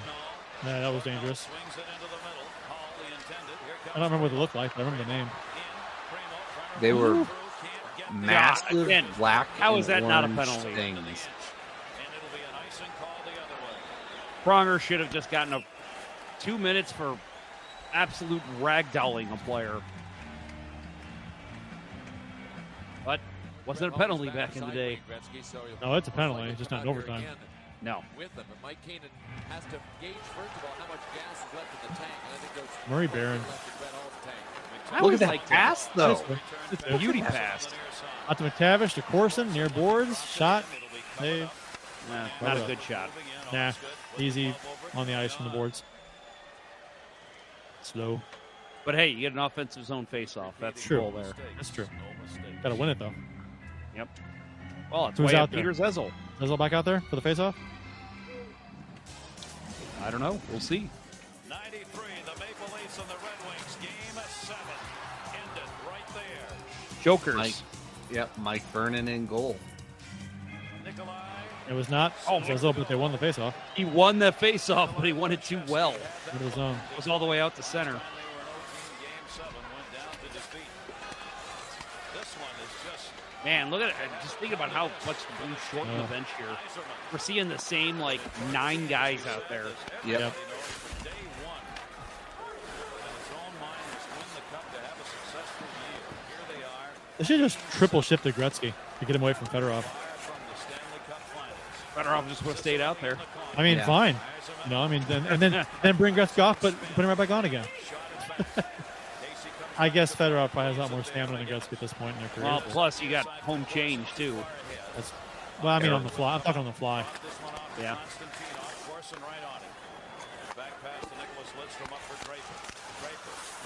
Oh, look at that step up from Kravchuk. Gap controls by Kravchuk. Mm-hmm. 4:41 left here in this first OT. Oh, power play dance. Who is going to be the hero? Couple of defensemen are trying Should have benched Gretzky. Keep Fedorov off the ice. From St. Louis. They are up on every play. Well, we're 4:41 from joining that group. Yeah, Chris Bray, you should count the number of ads of defunct stores and brands. Kmart starter, Big Boy. I haven't seen a Venture ad yet. We'd have to go back to one of the St. Louis games to catch that. Yep. Oh, yeah, they were a huge Blues sponsor. There's a Venture store in, where is that, Bill? It's on the Illinois side. It's not Venture anymore, but you can still see the old signage. It's You can see it off the highway. the one in off 15 in Belleville, isn't it? Well, Or is it? it's one off 50. You can see it off of 54 or 55. Big Beaver has joined the It's chat. the one in On the right-hand 111 side. exit. Yeah, the 111 exit. Might It's be. now a classic car place. You can still see the black and white stripes on the side of the building. Yeah. And the big sign is still has black and white stripes on it. Wow, that stick went 20 feet in the air. Chris Bray says off 111, off 55. Does that sound right? That's probably it. Yeah. That's not my area, so I Still wouldn't know. still the old Venture colors, but it's a different store. Big Beaver. It's a shame you're tuning in now because you're about at where the worst moment in Blues history happens. Right? I was going to ask you guys that. Would you consider this the worst moment in Blues history? I mean, Game between wise, this. I mean, Gassoff dying is pretty bad. Well, okay, on the ice. On the ice. Let's say that. I mean, you got the Bobby Orr flying goal, right? That's got to be up there. Yeah, but you know what? Throwing the puck in his own net. Yeah, Bergman, Yeah, that was bad. 2000 President's Trophy. Yep. Owen Nolan's outside the blue line goal. Oh, that's up there for me. That one's just as painful as this one for me. And Mark Bergevin's on this Red Wings team. Yeah. Yep. He was a Maybe plant. he was a spy for the Red Wings the whole time. He was a plant. Yep. Yeah, for me, during my time as a Blues fan, this was easily the most painful. Yeah. Yeah, for me, it's tied with the Owen Nolan goal in Game 7, just because that one had other implications for me. That was on my birthday. I was there. My dad had spent extra money so we could sit closer to the ice because we were certain the Blues were going to win that game. Like, worst experience in the arena I've ever had. And so that one, that ranks a little higher for me because of those other variables. But I think this one, overall, for Blues fans, this has got to be number one. Yeah. Yeah, no, it literally took 23 years to get over.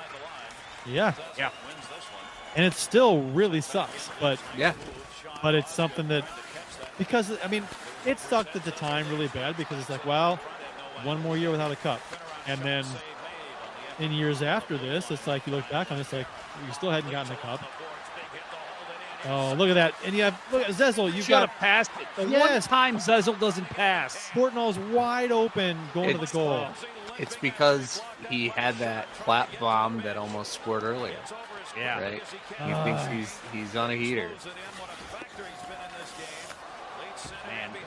Well, and, talking about the difference in this game, think about the snowball effect in this game, too.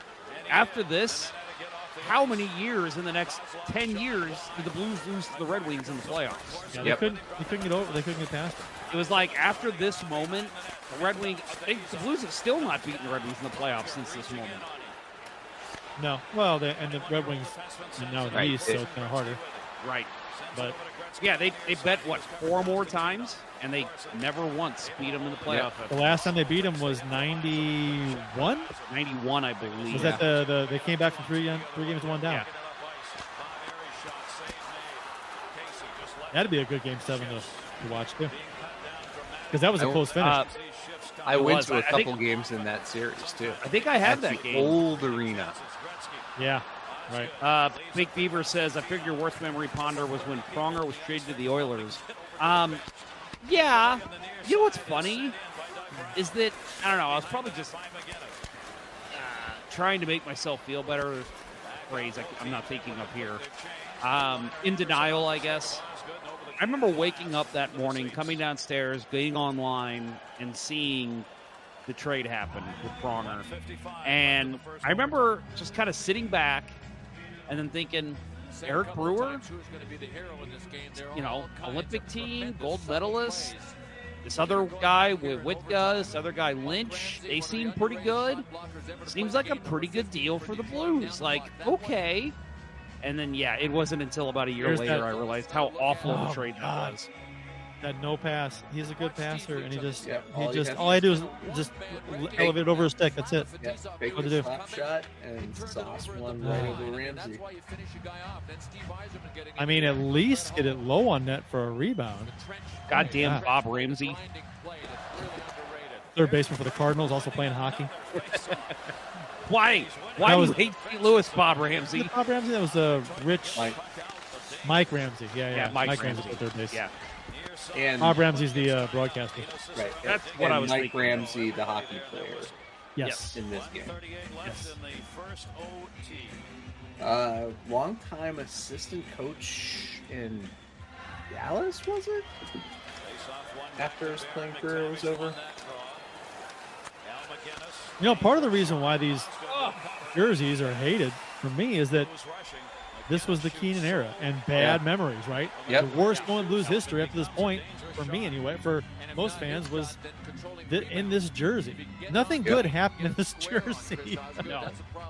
I mean, the best thing to happen in this jersey was probably Gretzky getting acquired by the Blues, right? Right, but then he leaves because of a You disagreement. instantly think of this moment when you think of Gretzky as a Blue. Yeah. Yeah. There aren't too many moments, though. So McKinnis First trying goal. for the long range First goal at shot home. there. Ugh. I remember going to a game at the old arena, so 93 probably. Shanahan for the Blues took a shot the length of the ice on Osgood, and it got through his legs and rolled towards the goal line. Yes. Yeah, I was in attendance for that. Yep. That was insane. And Detroit wound up winning in overtime, I think. But remember the goal McKinnis scored that trickled through his legs and in? And one, it was over? Was it overtime? Or Yeah. I think late in the third period? I think it was late in the third period. Yeah, it won the game. I remember when he broke Osgood and Tebow's hands in back-to-back games. Yep. Threw the glove, and Tebow was like, okay. Yeah. Rip the glove open. Yep. I Tebow remember, was I never think, the I, think same it was, after that. I think it was Osgood when he did his. I remember him taking off his glove and just seeing blood on his fingers. And being like, what the hell? With a wooden stick, too.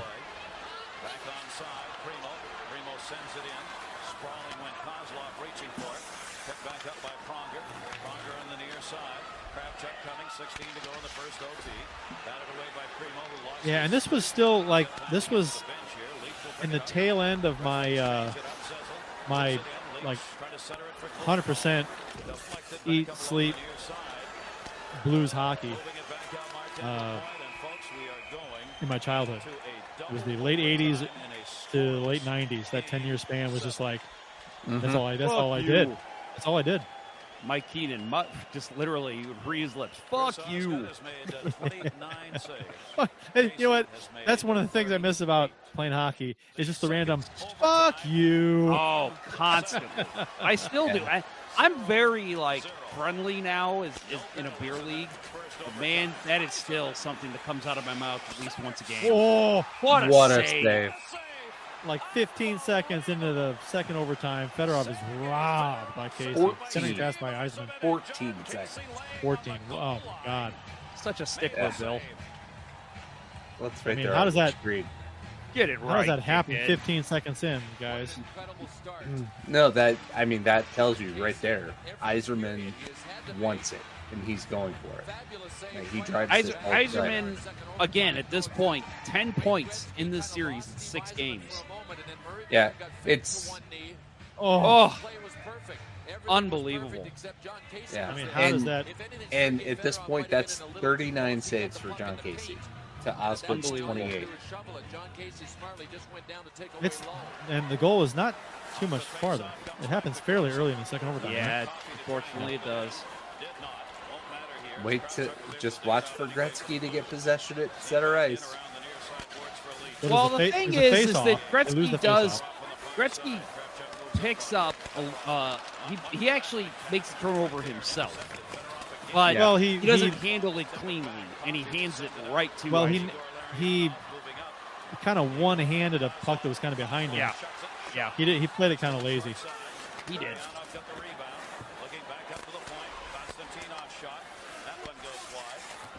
But then you watch Barron. Does Barron screen Casey? Probably a little bit. Not that it's Barron's fault. The shot's from the fucking blue line. And Barron's like top of the circle. Yeah. So. Here it is. Yep. I usually turn it up for the winner. Not doing that.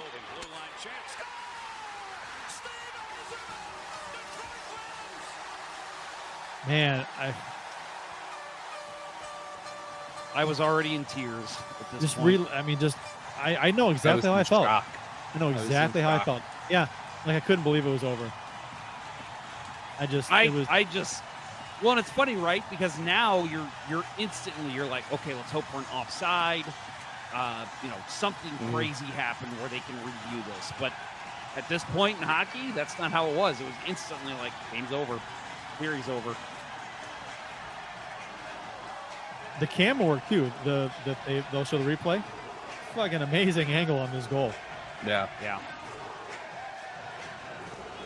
Oh God, I'm having. Oh my God, you guys have that feeling in your chest right now? Not as an ironic thing at this point. This is a top 40 seriously. Do you guys feel that right now? I feel it. It hurts. My only consolation is that the Red Wings lost in the next round. So they didn't get and the Blues won the cup in 2019. That's what I had to keep telling myself. It took them a while, but they finally got there. No, there's the bubble gum with Brian Noonan. Yeah, no, I honestly, at this point, I am over it. Right? It's exercised. Fully? Fully. Yeah, it still really bothers me. Just because I just remember these feelings just come back. I remember exactly how I felt. Now, don't get me wrong. It's not near as painful. This is the negative side of nostalgia. It's because I'm remembering how I felt right in this moment. That's why it still hurts. It happens. I don't think I moved. I saw it go in, and I'm like, oh, that just happened. And I just sat there and stared at the screen. I don't think I made a single sound. I will say that I was cursing John Casey, and I was wrong at the time. Well, I was sitting here going, fuck John Casey, fuck. If Grant Fuhrer was in goal, this wouldn't have happened. Well, but that was emotion speaking. This one shot, yeah, you got to stop this shot. But I don't care how good a shot it is. I don't care who's shooting it. Blue line, it's up high. You should stop it. He's a stand-up goalie. You should have this. And how and the fact that we went 2 overtimes and this Blues offense was supposed to be prolific and they didn't score one damn goal. Gretzky Hall. You can't just blame Casey or Barron. Like, where's the offense? They should have scored. No, I totally agree with you. But I think in the moment, Casey allows a goal from the blue line. Exactly. It's like that's why I was cursing him at this point. Did you see that sign? Hey, Colorado, you've got no snowball's chance in here. Huh. Yeah, how'd that work out for you, buddy? Fuck off, Detroit. Then what happened? Yeah. I think the only reason I still have this running is because I have the replay coming up, and then we'll close it out. Honestly, the replay is in a fantastic angle, and you get to hear this. Well, this isn't the angle, but there's the one-handed Gretzky. Yeah, and he turned the wrong way. He turns the wrong way, and Yzerman's got all kinds of space now. It's a screen. It is a screen. Well, but what's Barron going to do? I mean, it's a perfect shot. It is perfect shot, and I'm not taking anything away from Yzerman's shot. It is a laser beam. But again, I don't care who you are, especially with Casey being a stand-up goalie. But I don't blame this game on Casey at all. Even though I think you got to stop that shot. But I don't blame him at all. But fuck you. I don't know. It was that's. Let me get the. I got it. Oh shit! Okay. Damn it! Sorry. Yeah, it's it. Oh God, it. I do still feel it, man. It's weird. I agree that it doesn't hurt as bad. When I saw that goal, I mean, you guys know as Blues fans how we just watched it 4 times. That's probably the 6,000th and 4th time that I've seen that fucking goal because the NHL loves to show that one at playoff time. It's part of their playoff highlight package, right? Yeah. And so it's like every time I saw this before 2019, I remember even in 2019 seeing it, and the Blues were in the Stanley Cup final, and I'm sitting there like, please stop showing that. Please stop showing that. Yeah, and you know why it's so... You know why it's so bad? Is that goal is also like been amplified to worst moment in Blues history is because Blues fans are forced to relive that fucking goal every single playoff season when the NHL does. Is part of it. It's part of their montage every single season, and Blues fans got to watch that goal every single season. So I akin it to I have a friend who's a Sabres fan, and he says that the hardest part about the whole goal, and he said he even said this with the whole goal at the time it happened, we're going to have to watch this all the time. Like, this isn't just something that happened and then it's like, God damn it, sucks, but whatever. Like, no, we know we're going to relive this all the time. And I said that's exactly how Blues fans feel about the Yzerman goal. Yeah. And thank God for 2019. I mean, it came, 19, 22, 24, 23 years later, whatever it is. But finally, right? It makes that game more of a annoyance as opposed to just a complete depression session. Yeah. Yep. No, like watching it tonight, it's perfectly fine with it. At the time, it devastated me. Oh yes, that's a good word. Devastated. Yeah, I remember one of the friends that I was with for that game when it happened live emailed me. We kind of lost touch, and she emailed me right after the Blues won the cup, and she said, "Hey, congratulations, you guys finally did it. Thought about you." And I responded, I was like, "You were there the night my heart broke." Yeah, and I have not gotten over that since, but now I am, and I was able to make peace because of that. What's funny? It was a cool moment. What's funny about that is that goal is that it wasn't like it didn't cost us the Stanley Cup that season. It wasn't like in the Stanley Cup final. Right. It was in the second round. But I mean, everyone was picking the Blues. Like everyone said, this is the year the Blues finally get over the hump. Oh, I don't. Just, were they? I don't think so. Oh yeah, I remember pundits saying the Blues were going to win the Cup that year. They were 2 games under 500 going to the playoffs. They were like, they were one of the but they worst just got Wayne Gretzky. Yeah, I don't. Grand I mean, maybe some were saying that, but Fuck you, Nick Kyprios. Fuck you, Nick Kyprios, you son of a bitch. You know what, man? You know what I should do? I probably won't because it'll give us a blacklist mark.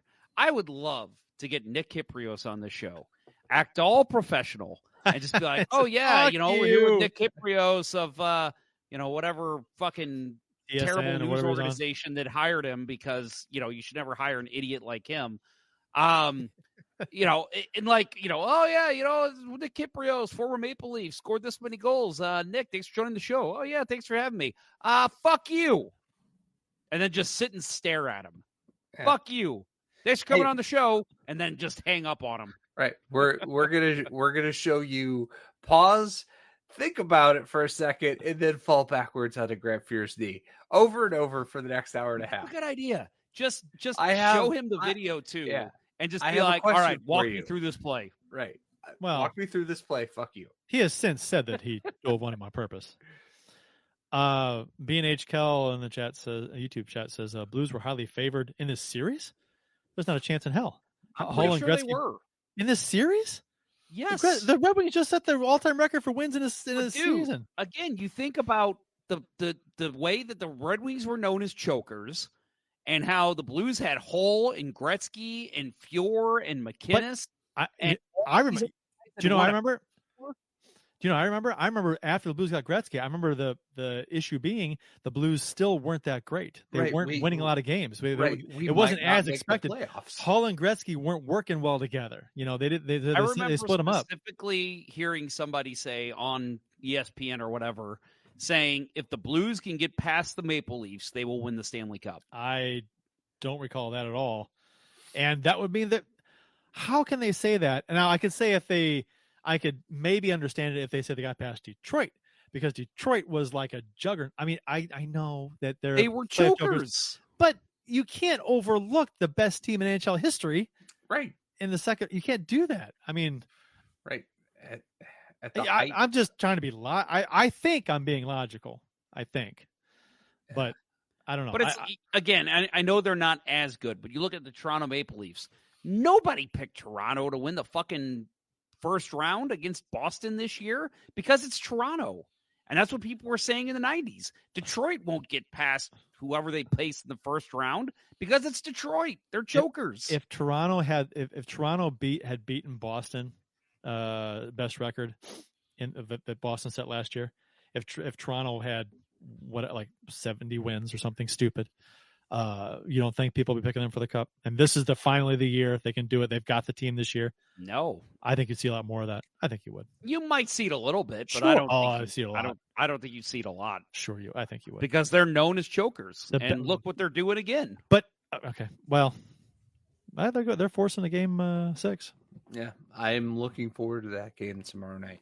Me too. Well, you know what? Boston, the last 2 times Boston has had a 3 games to 1 lead, they've lost it. Right.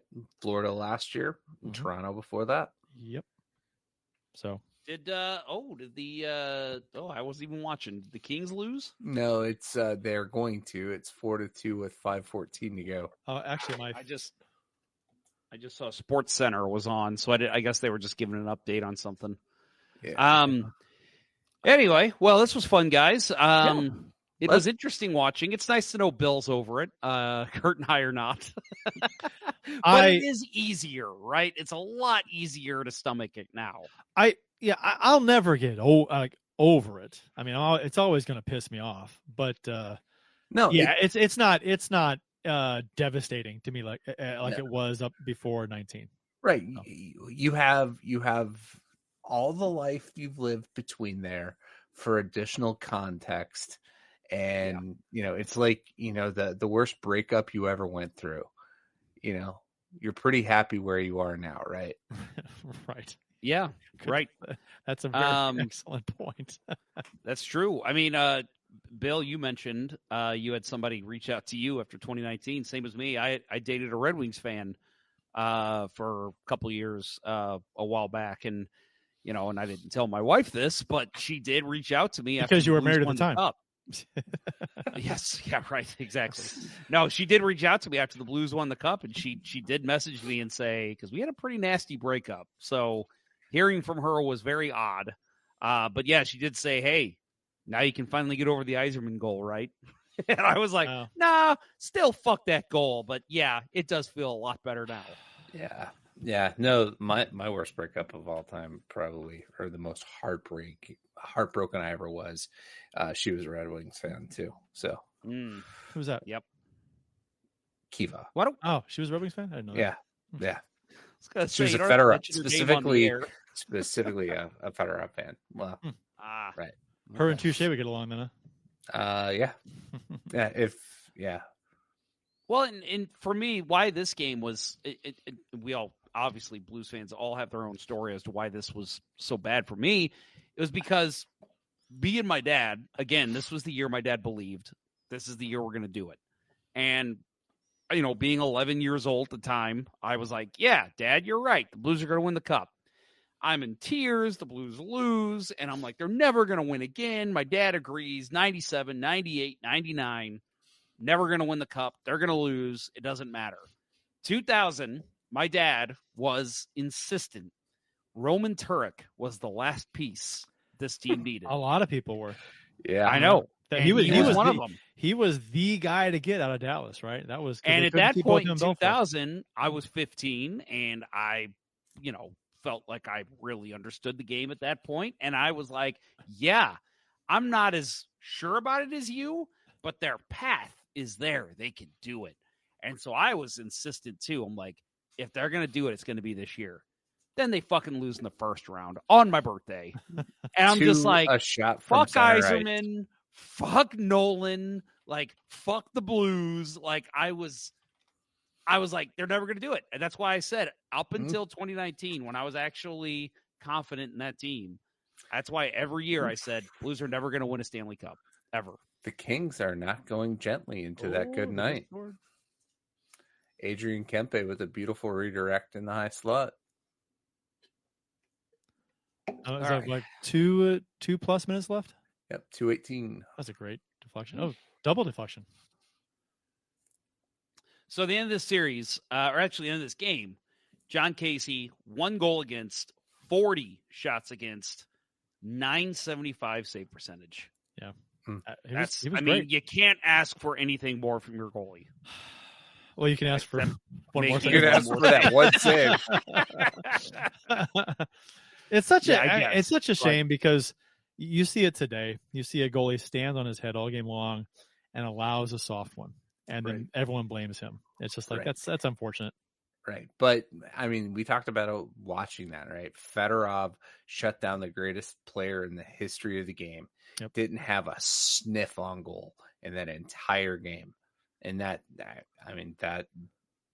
probably one of the things that isn't talked about a whole lot.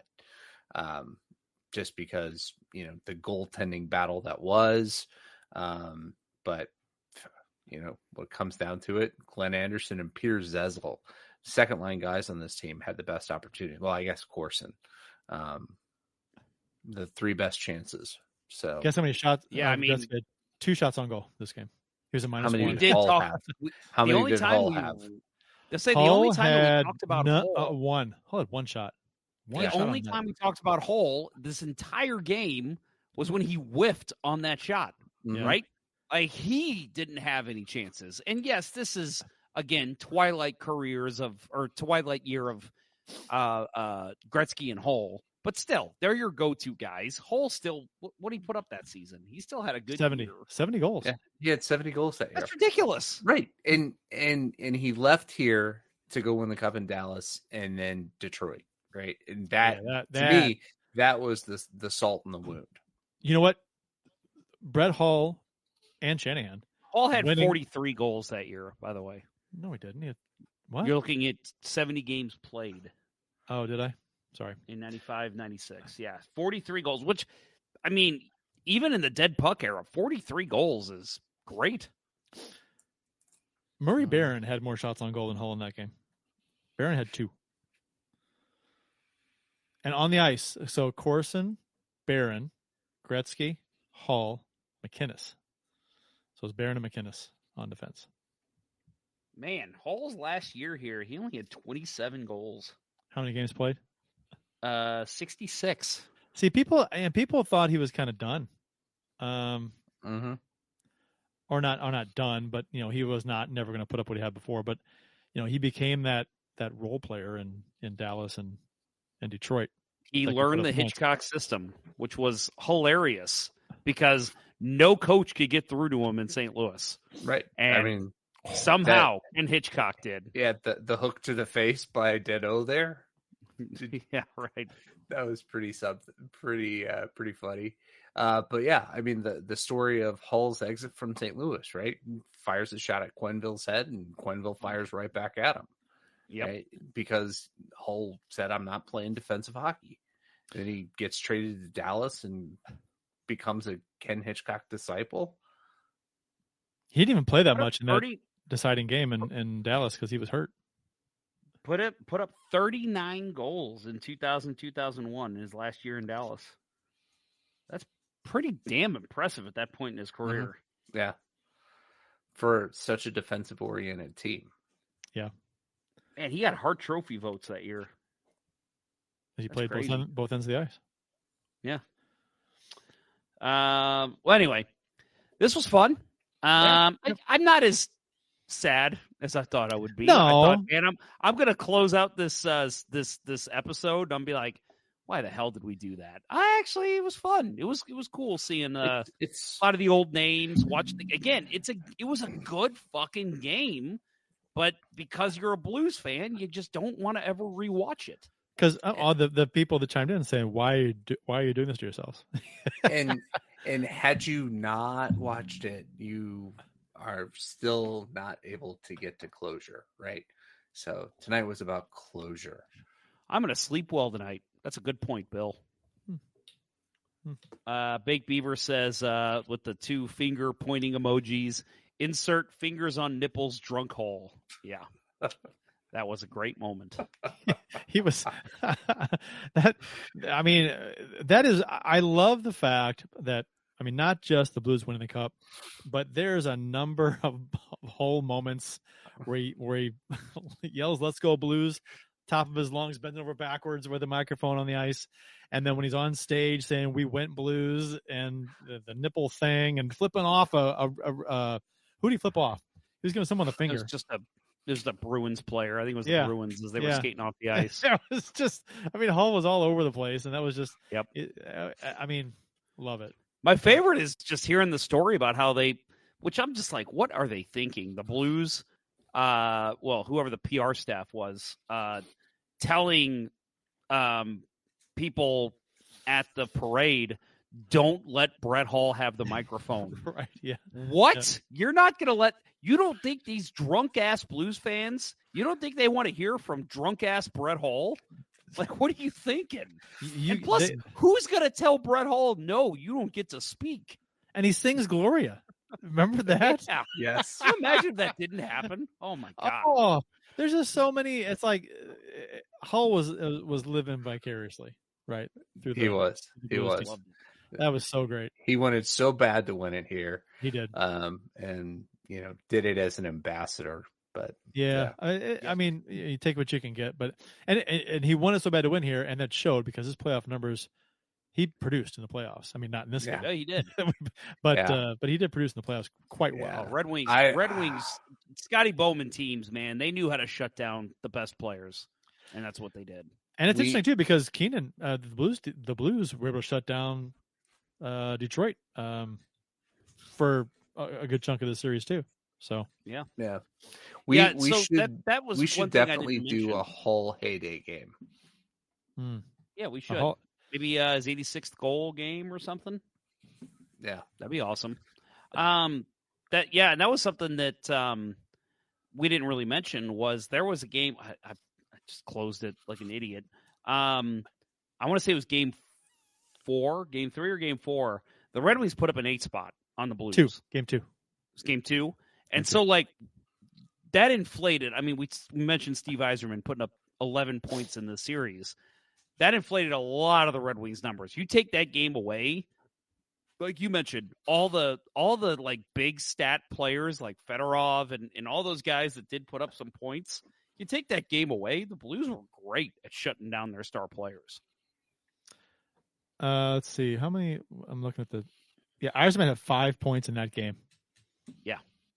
So you take that away, he had 6, which 6 points in a 7-game series is pretty good, especially one game when your team shut out. But still, 6 points in the other 6 games, and I that's credit to both teams, right? Because they shut each other down in the 7th game. There were some good chances. There was some good goaltending in that 7th game, but yep. Big Beaver adds talking about Brett Hall. He deserved his Mike moments. Yeah, I agree. And that's what I don't get is the Blues gave him the microphone for what was that, game 1 or game 3? When he did the Let's Go Blues thing, loud ass into the microphone. But then you're not going to give it to him on parade day? Like, what are you thinking? Come on. It's not as formal of a setting either. You're in the Arch Grounds. It's like, right.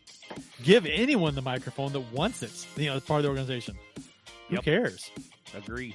Half the people in the crowd are drunk anyway.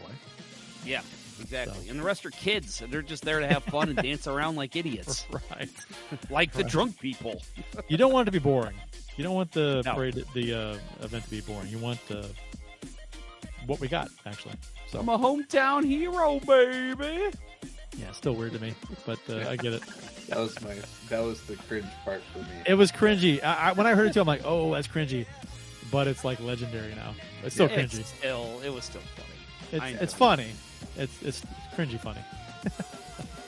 Well, guys, I think that'll do it. Yep. And Edmonton has eliminated LA. So. I'm looking forward to talking to Eddie tomorrow. Solidarity, baby. That's right. We're together. We are one. Anyway, well, guys, we will be back all summer, so keep that in mind. Anybody listening to the show, again, we won't be live all the time for those of you live listeners, but I will premiere shows on YouTube, so you will be able to still comment live, and I'll be in there most shows and be able to talk with you as well. So keep that in mind too. But we would just not be doing these live shows as much. But keep in mind, big news moments. Blues make a trade. Blues hire a coach. What else? Free agency, draft.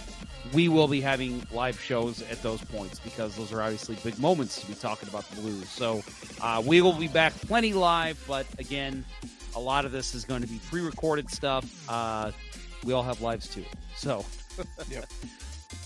But Bill, we're going to put looking forward on this game. Looking forward to getting Bill back on the ice. That's going to be my favorite part of the summer. So, Kurt, maybe we'll get your ass out on the ice too. I'd have to buy all new equipment, and no, I think I've. What size skates do you wear? What size skates do I wear? I wore them smaller.